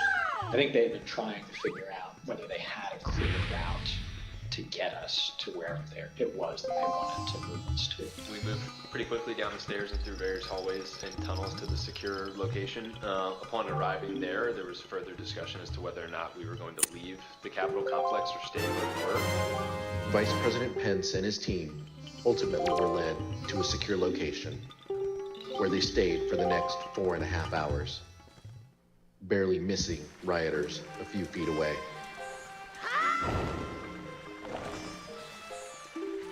Approximately 40 feet. That's all there was. 40 feet between the Vice President and the mob. Mr. Jacob, you were there, seeing that for the first time. Does it surprise you to see how close the mob was to the evacuation route that you took? 40 feet is the distance from me to you, roughly. I could hear the din of the rioters in the building while we moved, but I don't think I was aware that they were as close as that. Make no mistake about the fact the Vice President's life was in danger.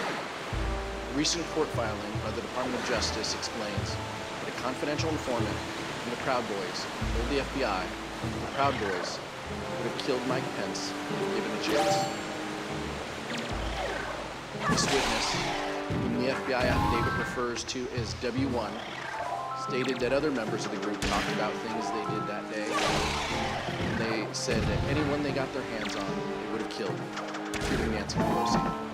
W1 further stated that members of the Proud Boys said they would have killed Mike Pence given a chance.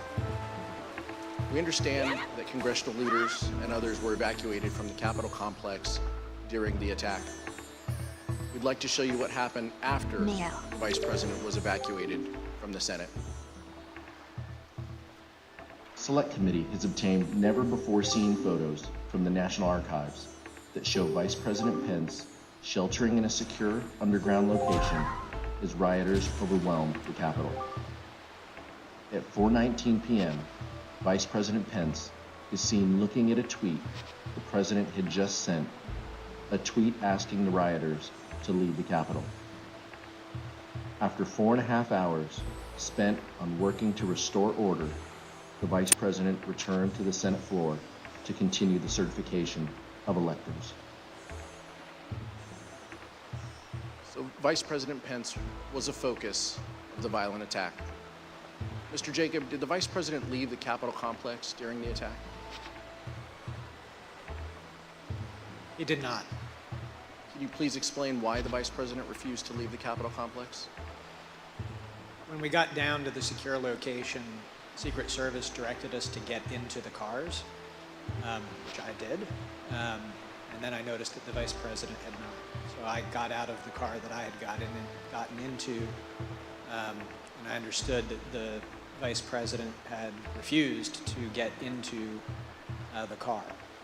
The head of his Secret Service detail, Tim, had said, "I assure you we're not going to drive out of the building without your permission."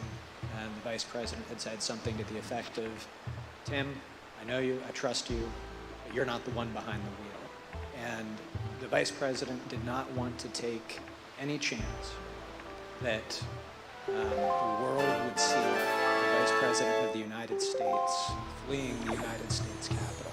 He was determined that we would complete the work that we had set out to do that day, that it was his constitutional duty to see through, and that the rioters who had breached the Capitol would not have the satisfaction of disrupting the proceedings beyond the day on which they were supposed to be completed. Let me see if I understand this right. You were told to get in the cars, and how many of Vice President's staff got in the cars while he did not? Most of us. During our investigation, we received testimony that while the Vice President was in a secure location within the Capitol complex, he continued the business of government. We understand that the Vice President reached out to congressional leaders, like the Acting Secretary of Defense and others, to check on their safety and to address the growing crisis. Hello there, Skyver Quiver. In addition, the Vice President's Chief of Staff, Mark Short, made several calls to senior government officials. Here's Mr. Short's testimony regarding his call with Representative Kevin McCarthy.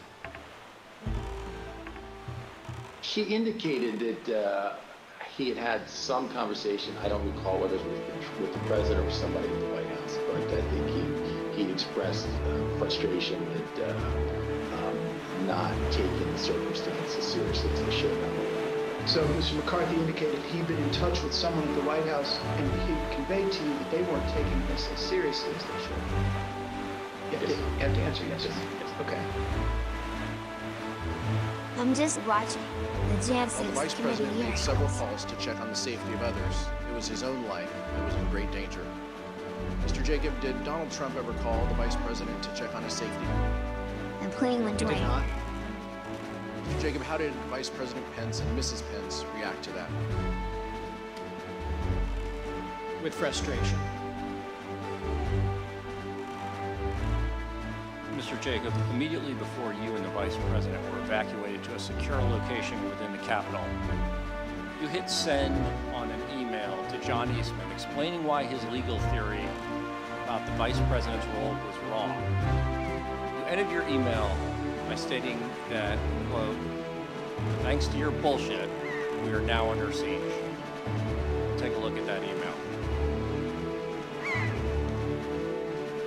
Dr. Eastman replied, this is hard to believe, his reply back to you was, "The siege is because you, your boss, referring to the Vice President of the United States, did not do what was necessary to allow this to be aired in a public way so the American people could see for themselves what happened." Mr. Jacob, later that day you wrote again to Dr. Eastman. Let's show that email on the screen. In that email, you wrote, and I quote, "Did you advise the President that in your professional judgment, the Vice President does not have the power to decide things unilaterally?" And you ended that email saying, "It does not appear that the President ever got the memo." Dr. Eastman then replied, "He's been so advised." He ends his email with, quote, "But you know him. Once he gets something in his head, it's hard to get him to change course." Mr. Jacob, when Dr. Eastman wrote, "Once he gets something in his head, it's hard to get him to change course," did you understand the he in that email to refer to the President of the United States? I'm trying to buy a faster sale. And Mr. Jacob, did you hear from Dr. Eastman further after the riot had been quelled? And if so, what did he ask? Late that evening, after the joint session had been reconvened, the Vice President had given a statement to the nation saying that violence was not going to win, freedom wins, and that the people were going to get back to doing their work. Later that evening, Mr. Eastman emailed me to point out that, in his view, the Vice President's speech to the nation violated the Electoral Count Act. The Electoral Count Act had been violated because debate on Arizona had not been completed in 2 hours. Gate cyclone. Since there was an intervening riot of several hours. Anti-cyclone. And the Giant speeches cyclone. that the majority and minority leaders had been allowed to make also violated the Electoral Count Act because they hadn't been counted against the debate time. And then he implored me, now that we have established that the Electoral Count Act isn't so sacrosanct as you have made it out to be, I implore you one last time, can the Vice President please do what we've been asking him to do these last 2 days? Suspend the joint session, send it back to the states. And we'll show you the text of that email, which Dr. Eastman wrote at 11:44 p.m. on January 6th. So after the attack on the Capitol, and after law enforcement had secured the Capitol, he still wrote, as you described, I'll make it to that island. "So now in that the time. precedent has been set that the Electoral Count Act is not quite so sacrosanct as was previously claimed, I implore you to consider one more relatively minor violation and adjourn for 10 days to allow the legislatures to finish their investigations." So even after the attack on the Capitol had been quelled, Dr. Eastman requested, in writing no less, that the Vice President violate the law by delaying the certification and sending the question back to the states. Is that correct, Mr. Jacob? It is. Did you eventually share Dr. Eastman's proposal with Vice President Pence? Not right at that time, because the Vice President was completing the work that it was his duty to do. But a day or two later, back at the White House, I did show him that final email from Mr. Eastman. And what was Vice President Pence's reaction when you showed him the email where Dr. Eastman, after the attack on the Capitol, still asked that the Vice President delay certification and send it back to the states? He said, "That's rubber room stuff." I'm sorry, Mr. He said it's rubber room stuff? Yes, Congressman. What did you interpret that to mean? I understood it to mean that after having seen play out what happens when you convince people that there is a decision to be made in the Capitol legitimately about who is to be the president and the consequences of that, that he was still pushing us to do what he had been asking us to do for the previous 2 days, that was certifiably crazy. We know that the Vice President did not do what Dr. Eastman requested because he presided over the completion of the counting of electoral votes late in that evening. The number of electors appointed to vote for President of the United States is 538. Within that whole number, a majority is 270. The votes for President of the United States are as follows. Joseph R. Biden, Jr. of the state of Delaware has received 306 votes. Donald J. Trump of the state of Florida has received 232 votes. The whole number of electors appointed to vote for Vice President of the United States is 538. Within that whole number, a majority is 270. The votes for Vice President of the United States are as follows. Kamala D. Harris of the state of California has received 306 votes.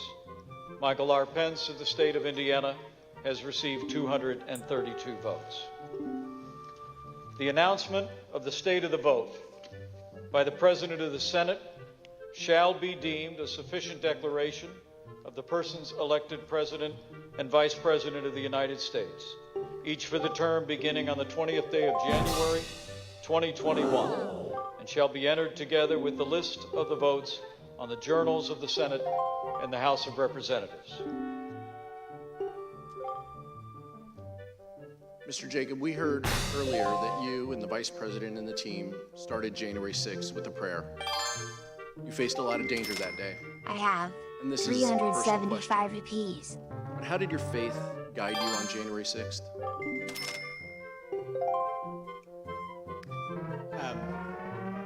My faith really sustained me through it. Down in the secure location, pulled out my Bible, read through it, and just took great comfort. Daniel 6 was where I went, and in Daniel 6, Daniel has become the second in command of Babylon, a pagan nation, but he completely faithfully serves. He refuses an order from the king that he cannot follow, and he does his duty consistent with his oath to God. And I felt that that's what had played out. Windwaker is one of the fun. Zealots. Yes. At the end of the day, Mark Short sent the Vice President a text message with the Bible verse. Here's what he told the Select Committee. At 3:50 in the morning, when we finally adjourned and headed our own ways, I remember texting the Vice President a passage from 2 Timothy chapter 4, verse 7 about, I've fought the good fight, I've finished the race, I've kept the faith. He started his day with a prayer and ended his day with a Bible verse. Fought the good fight, finished the race, I've kept the faith.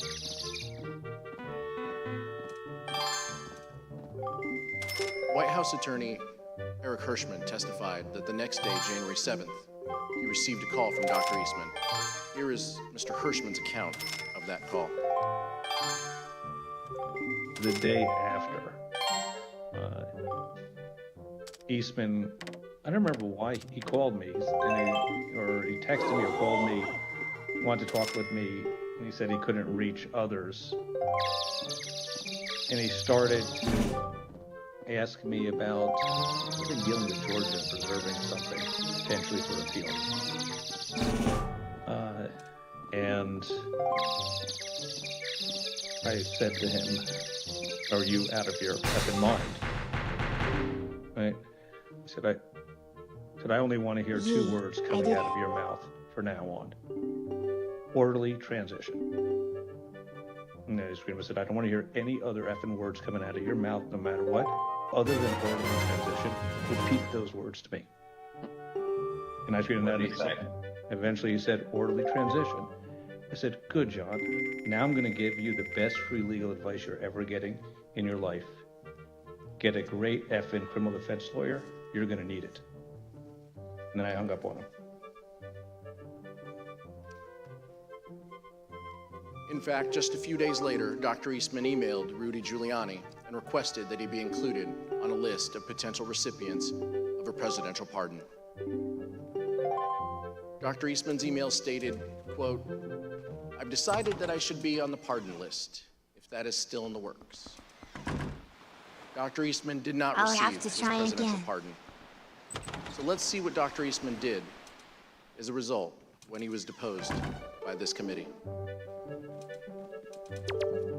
I assert my Fifth Amendment right against being compelled to be a witness against myself. Did the Trump legal team ask you to prepare a memorandum regarding the vice president's role in the counting of electoral votes at the joint session of Congress on January 6, 2021? Yeah. Dr. Eastman, did you advise the President of the United States that the Vice President could reject electors from 7 states and declare that the President had been reelected? I have Dr. Eastman, the 260 first sentence of rupees the memo left. starts off by saying 7 states have transmitted dual slates of electors to the President of the Senate. Is that statement in this memo true? That's the item I want. Did President Trump authorize you to discuss publicly your January 4th, 2021 conversation with him? Yeah. 100 rupees. So is it your position that you can discuss in the media direct conversations you had with the President of the United States, but you will not discuss those same conversations with this committee? Fifth. Dr. Eastman pled the Fifth 100 times. Finally, let's hear from a federal court judge, the only one to date who has opined on whether the president was involved in criminal activity. Page 36, Judge Carter's ruling says, quote, based on the evidence, the court finds it more likely than not that President Trump corruptly attempted to obstruct the joint session of Congress on January 6, 2021. Page 40 of the ruling says, quote, based on the evidence, the court finds that it is more likely than not that President Trump and Dr. Eastman dishonestly conspired to obstruct the joint session of Congress on January 6, 2021. In page 44, Dr. Eastman and President Trump launched a campaign to overturn a democratic election, an action unprecedented in American history. Their campaign was not confined to the ivory tower. It was a coup in search of a legal theory.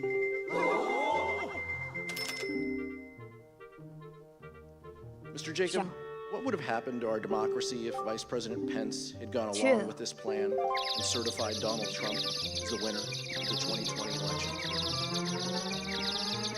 So there would have been short-term and long-term effects.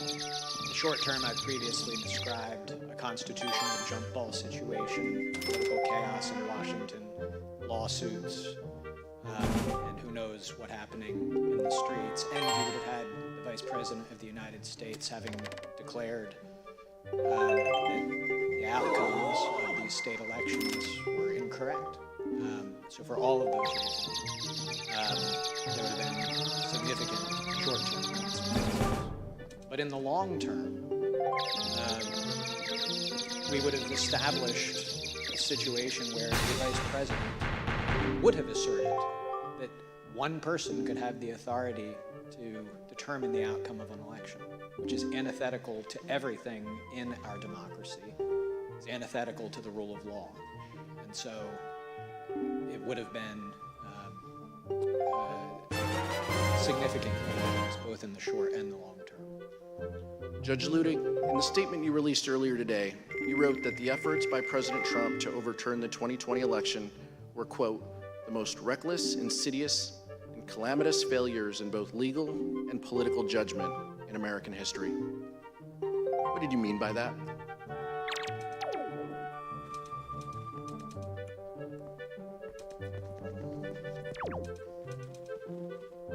exactly what I said, Congressman.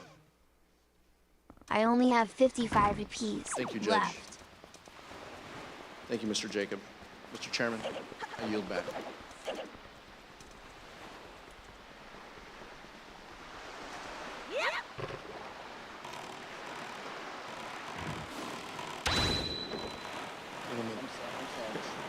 Sorry, Mr. Chairman, I want that back. Mr. Chairman, this was an informative hearing, a powerful hearing.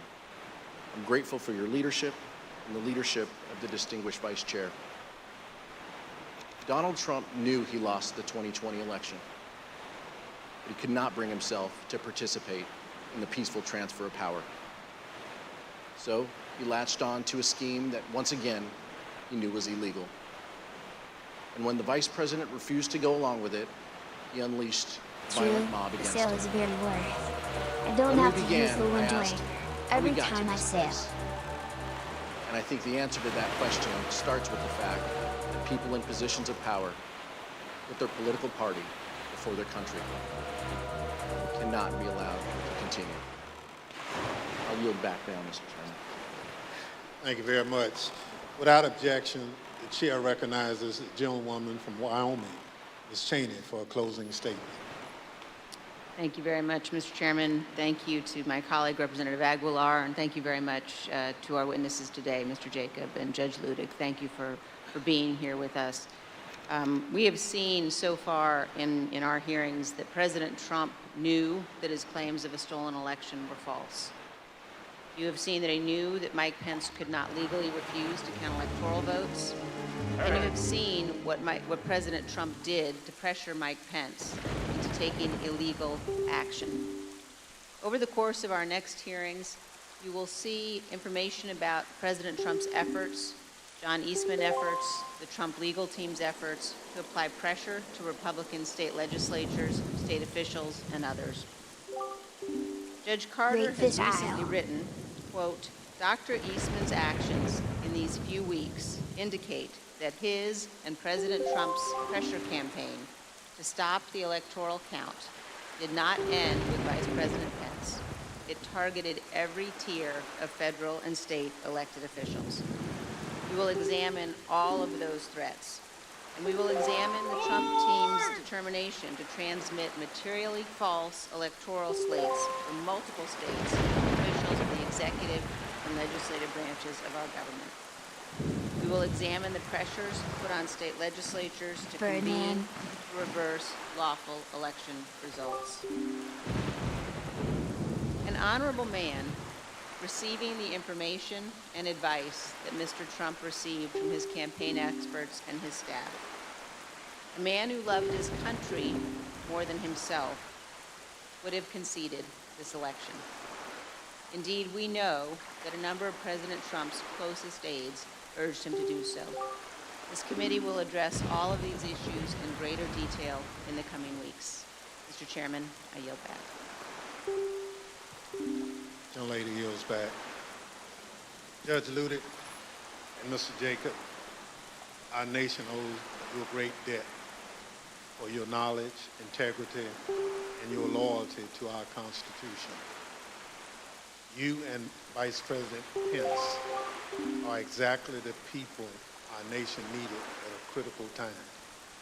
You had the courage to do what was right. In the weeks leading up to January 6th, many people failed this test when they had to choose between their oath to the country or the demands of Donald Trump. But there were others who, like you, stood tall in the face of intimidation and put our democracy first. They include the judges who rejected the bogus claims of election fraud, the senior Justice Department officials who stood up to Donald Trump, and the state officials whom we will hear from at our next hearing. We are deeply grateful for your courage and devotion to our country. There are some who think the danger has passed, that even though there were violence and a corrupt attempt to overturn the presidential election, the system worked. I look at it another way. Our system nearly failed, and our democratic foundation destroyed, but for people like you. Judge Ludy, I want to give you an opportunity to share your thoughts on the ongoing threat. You've written the clear and present danger to our democracy. Now is that former President Donald Trump and other political allies appear prepared to seize the presidency in 2024 if Mr. Trump or one of his anointed candidates is not elected by the American people. What do you mean by this?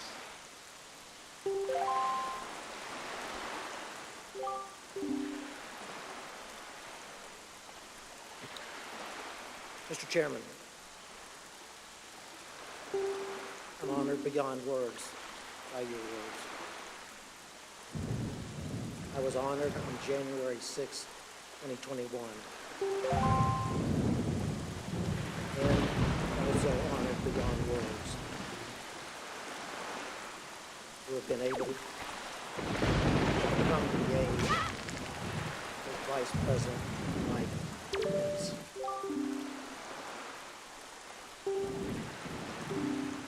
I prayed that day, just like the Vice President prayed that day. I believe we may have prayed the same prayer to the same God. I prayed that same prayer with my wife this morning before I came into these hearings.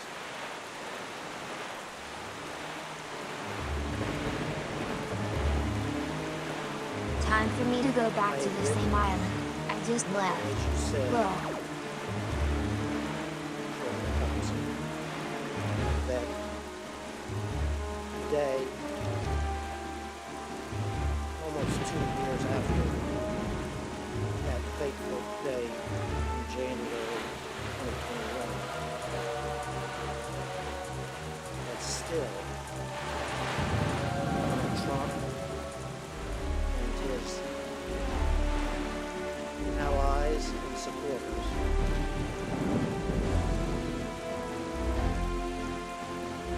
are a clear and present danger to American democracy. That's not because of what happened on January 6th. It's because to this very day, the former president, his allies, and his supporters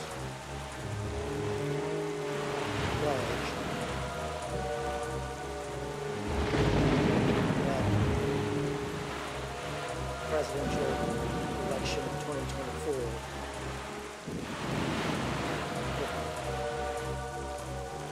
the former president or his anointed successor as the Republican Party presidential candidate were to lose that election, that they would attempt to overturn that 2024 election in the same way that they attempted to overturn the 2020 election, but succeed in 2024 where they failed in 2020. I don't speak those words lightly. I would have never spoken those words ever in my life. Second, that's what the former president and his allies are telling us.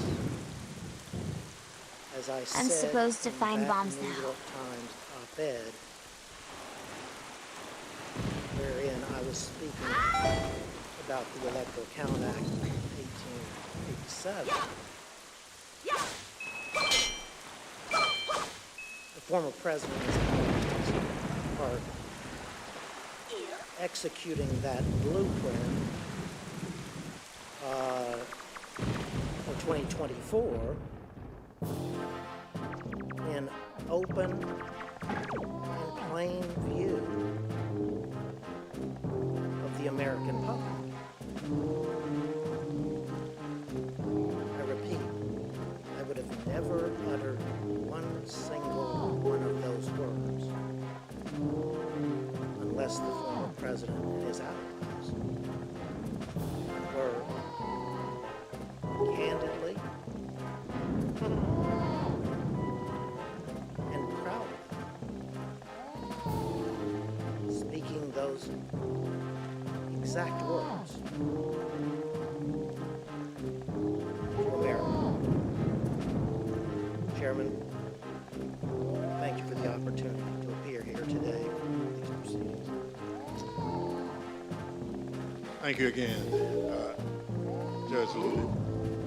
As a part of the Select Committee's charge to make recommendations that are informed by other investigative findings, we will be reviewing the views shared by Judge Lulick and other experts on potential improvements to the Electoral Count Act, among a range of other initiatives. I know the information we presented over the last week is shocking. The idea that a president of the United States would orchestrate a scheme to stay in power after the people have voted him out of office. We're able to present this information because so many witnesses have cooperated with our probe. But the fact is, there are more people with direct knowledge, with evidence germane to our investigation. I ask those who might be on the fence about cooperating to reach out to us. The committee's website address is being displayed behind me. January6.house.gov. There you can view the evidence we presented in our hearings and find a tip line to submit any information you might think would be helpful for our investigation. And despite how you might not think it's important, send us what you think. And I thank those who sent us evidence of bravery and patriotism. Without objections, members will be permitted 10 business days to submit statements for the record, including opening remarks and additional questions for the witnesses. The chair requests those in the hearing room remain seated until the Capitol Police have escorted members from the room. Without objection, the committee stands adjourned.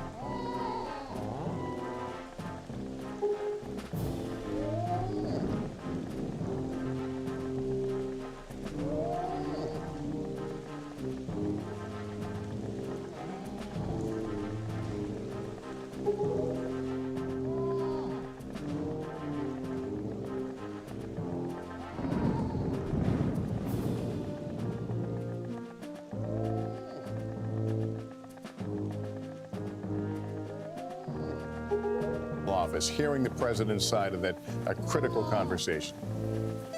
It was, and then, frankly, to find out after the riot was over, after the Capitol was cleared, they were still, the president and John Eastman were still pressuring Mike Pence to somehow violate the Constitution, to violate the law. And, you know, putting the details of that, hearing John Eastman plead the Fifth for fear he's going to incriminate himself. So we're now at the point, we heard the White House lawyer, Mr. Hirschman, essentially give him that free legal advice in a very colorful way. The point is they are, and it's what we said after the first break, and it's more emphatic here, I think, especially this sort of what I would call the exclamation point of Eastman's videotape deposition where he's pleading the Fifth constantly. It's almost confirming that he knowingly was violating the Constitution, that he knew everything he was advocating was likely against the law. And then, of course, if you want to use your words, the bow was him asking to be on the pardon list. Why do you need to be on a pardon list if you didn't do anything illegal? So again, I think the methodical case that this committee continues to make is how they bring it back to Donald Trump.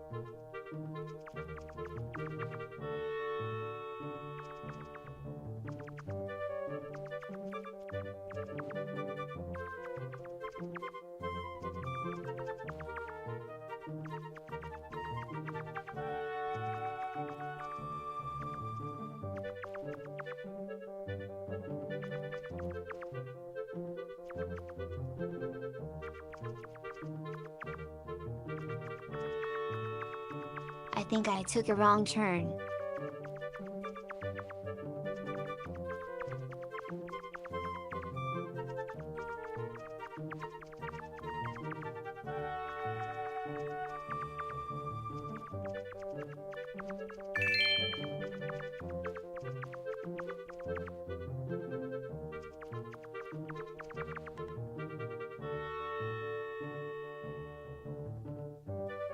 Easy maze.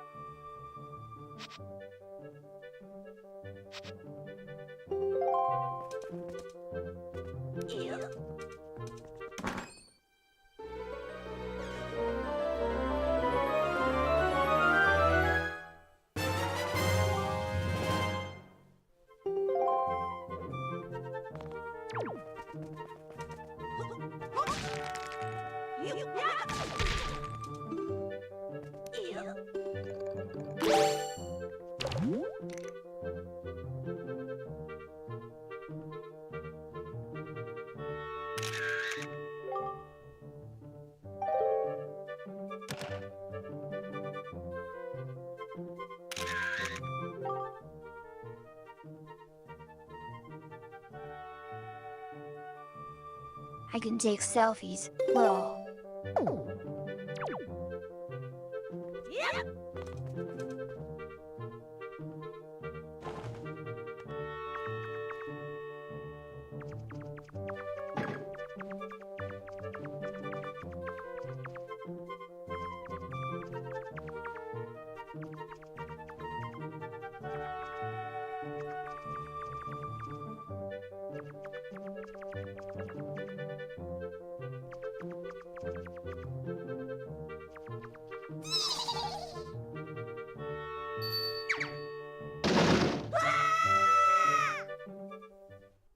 Backing it up.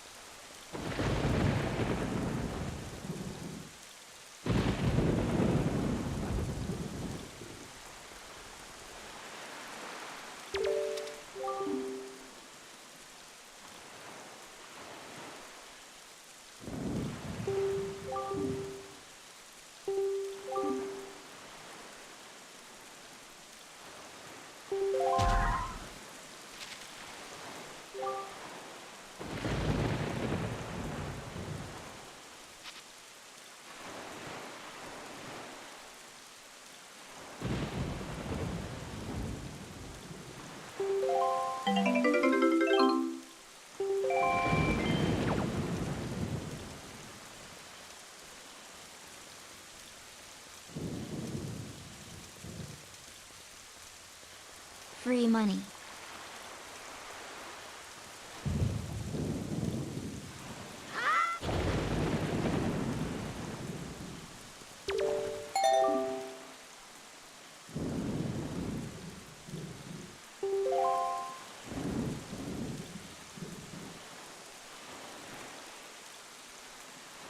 Lol, I forgot the password.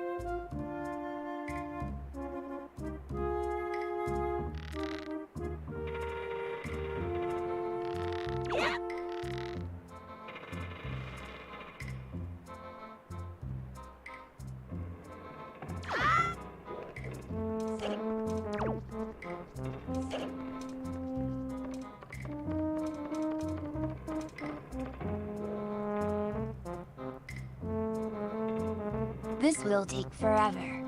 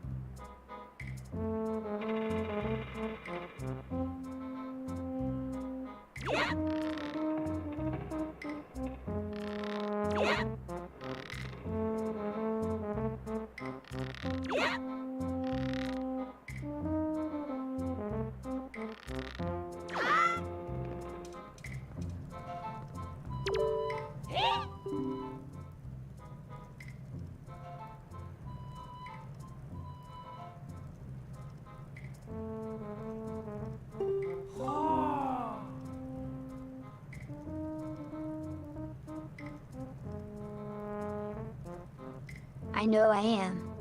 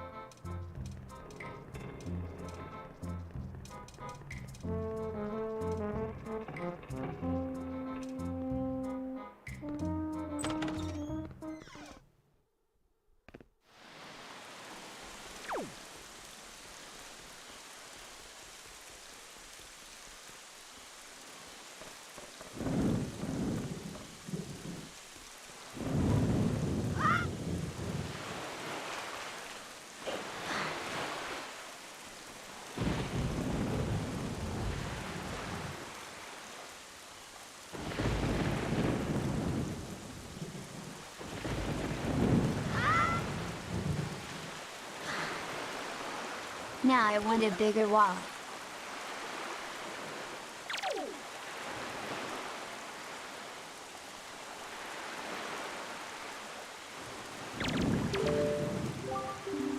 Yee, it's been raining all night.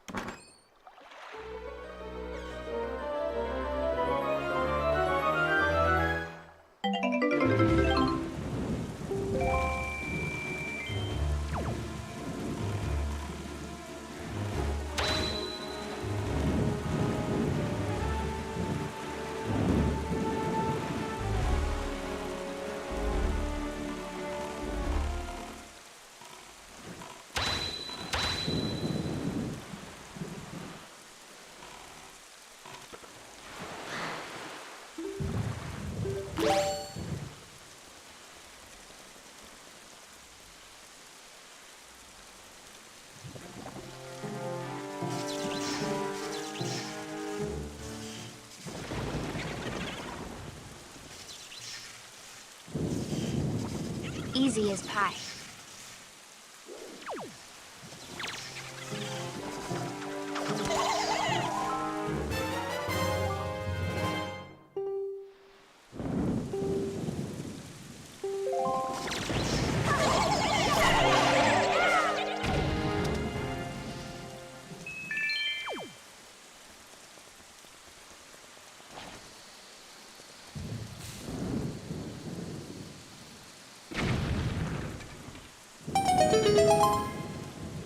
I'm gonna get blessed.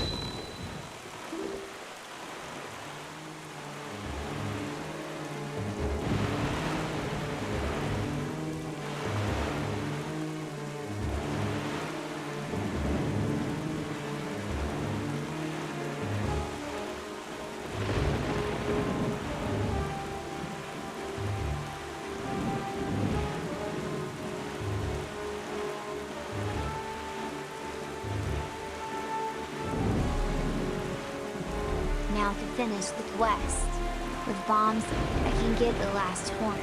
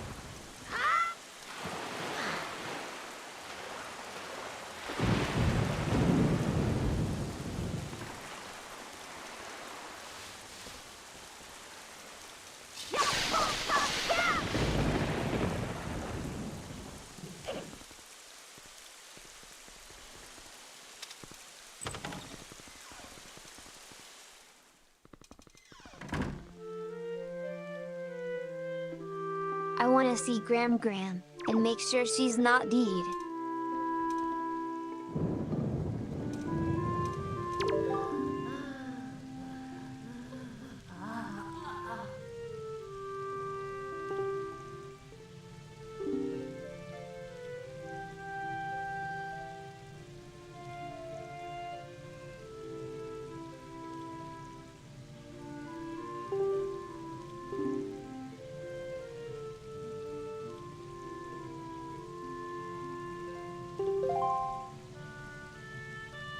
She's dead.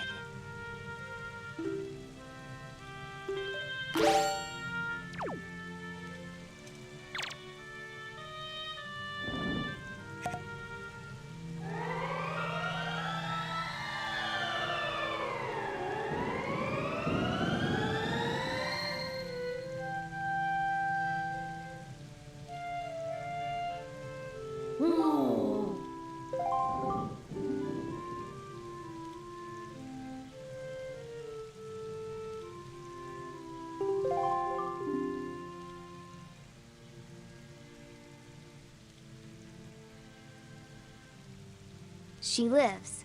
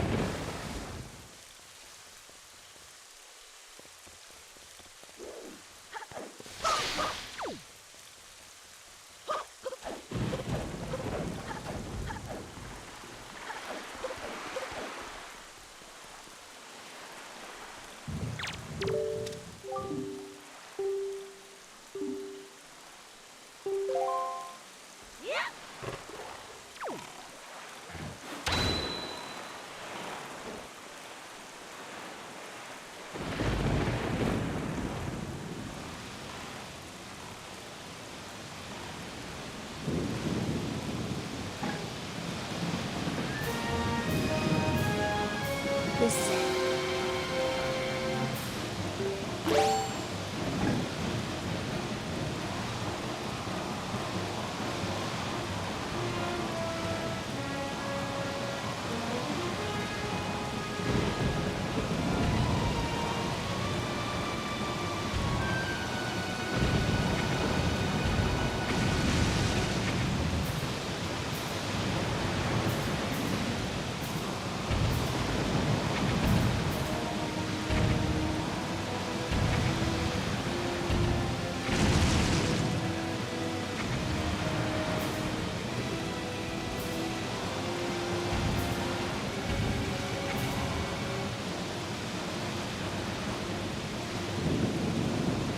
Now, I went.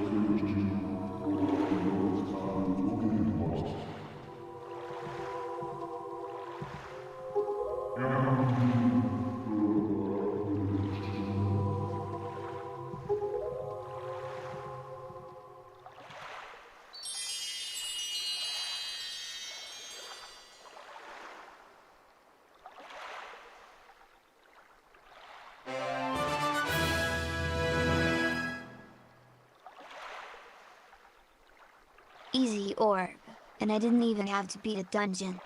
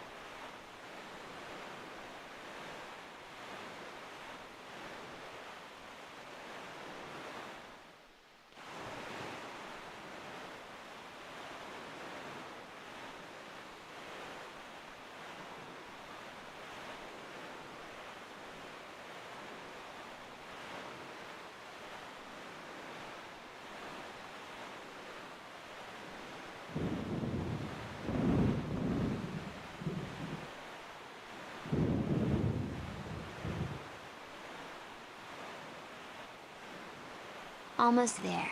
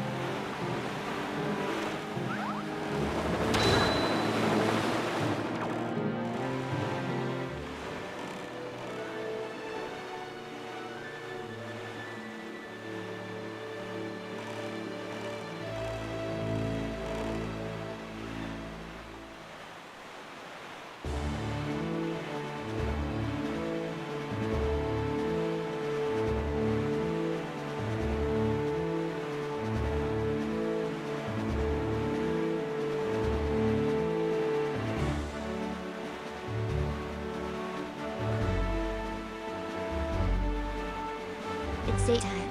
Finally.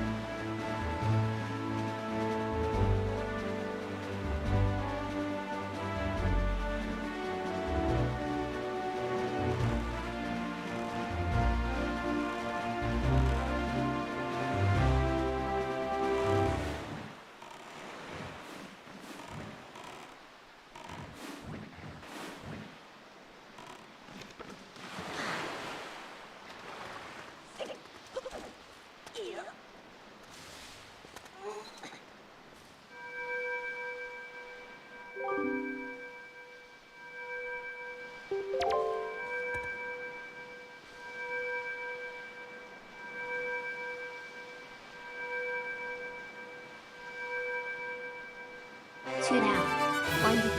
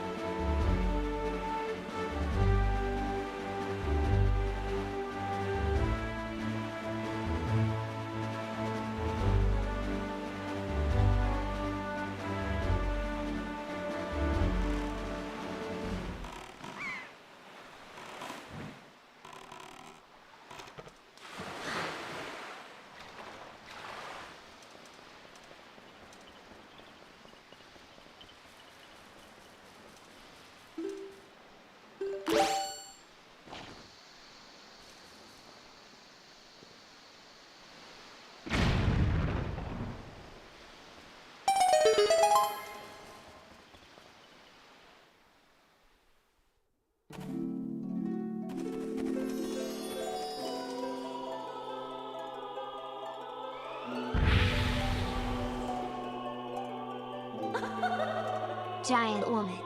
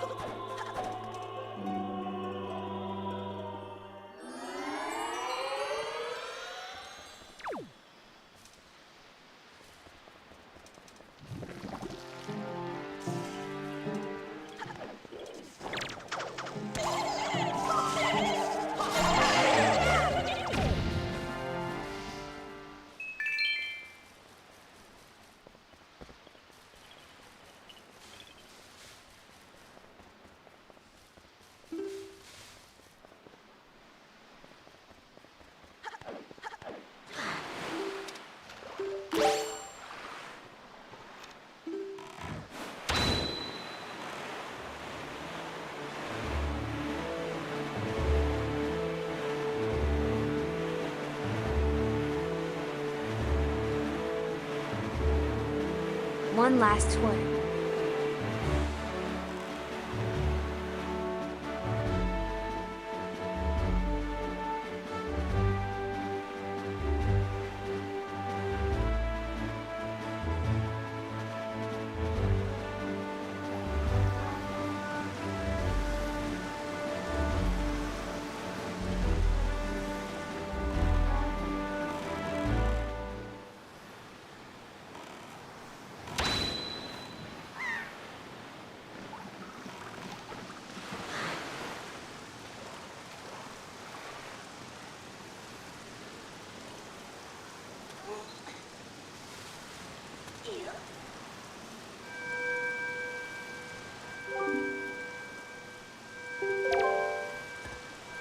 Here we go.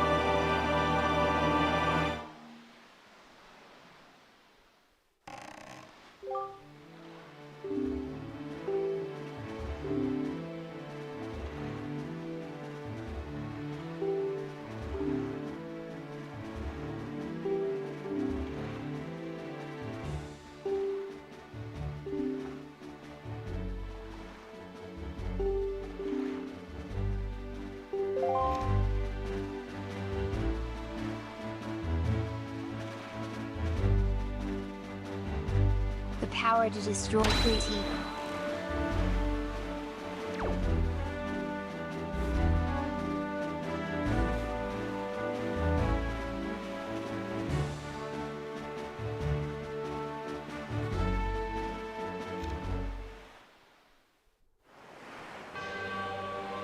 But with that, I'll end things for today. Thanks for watching.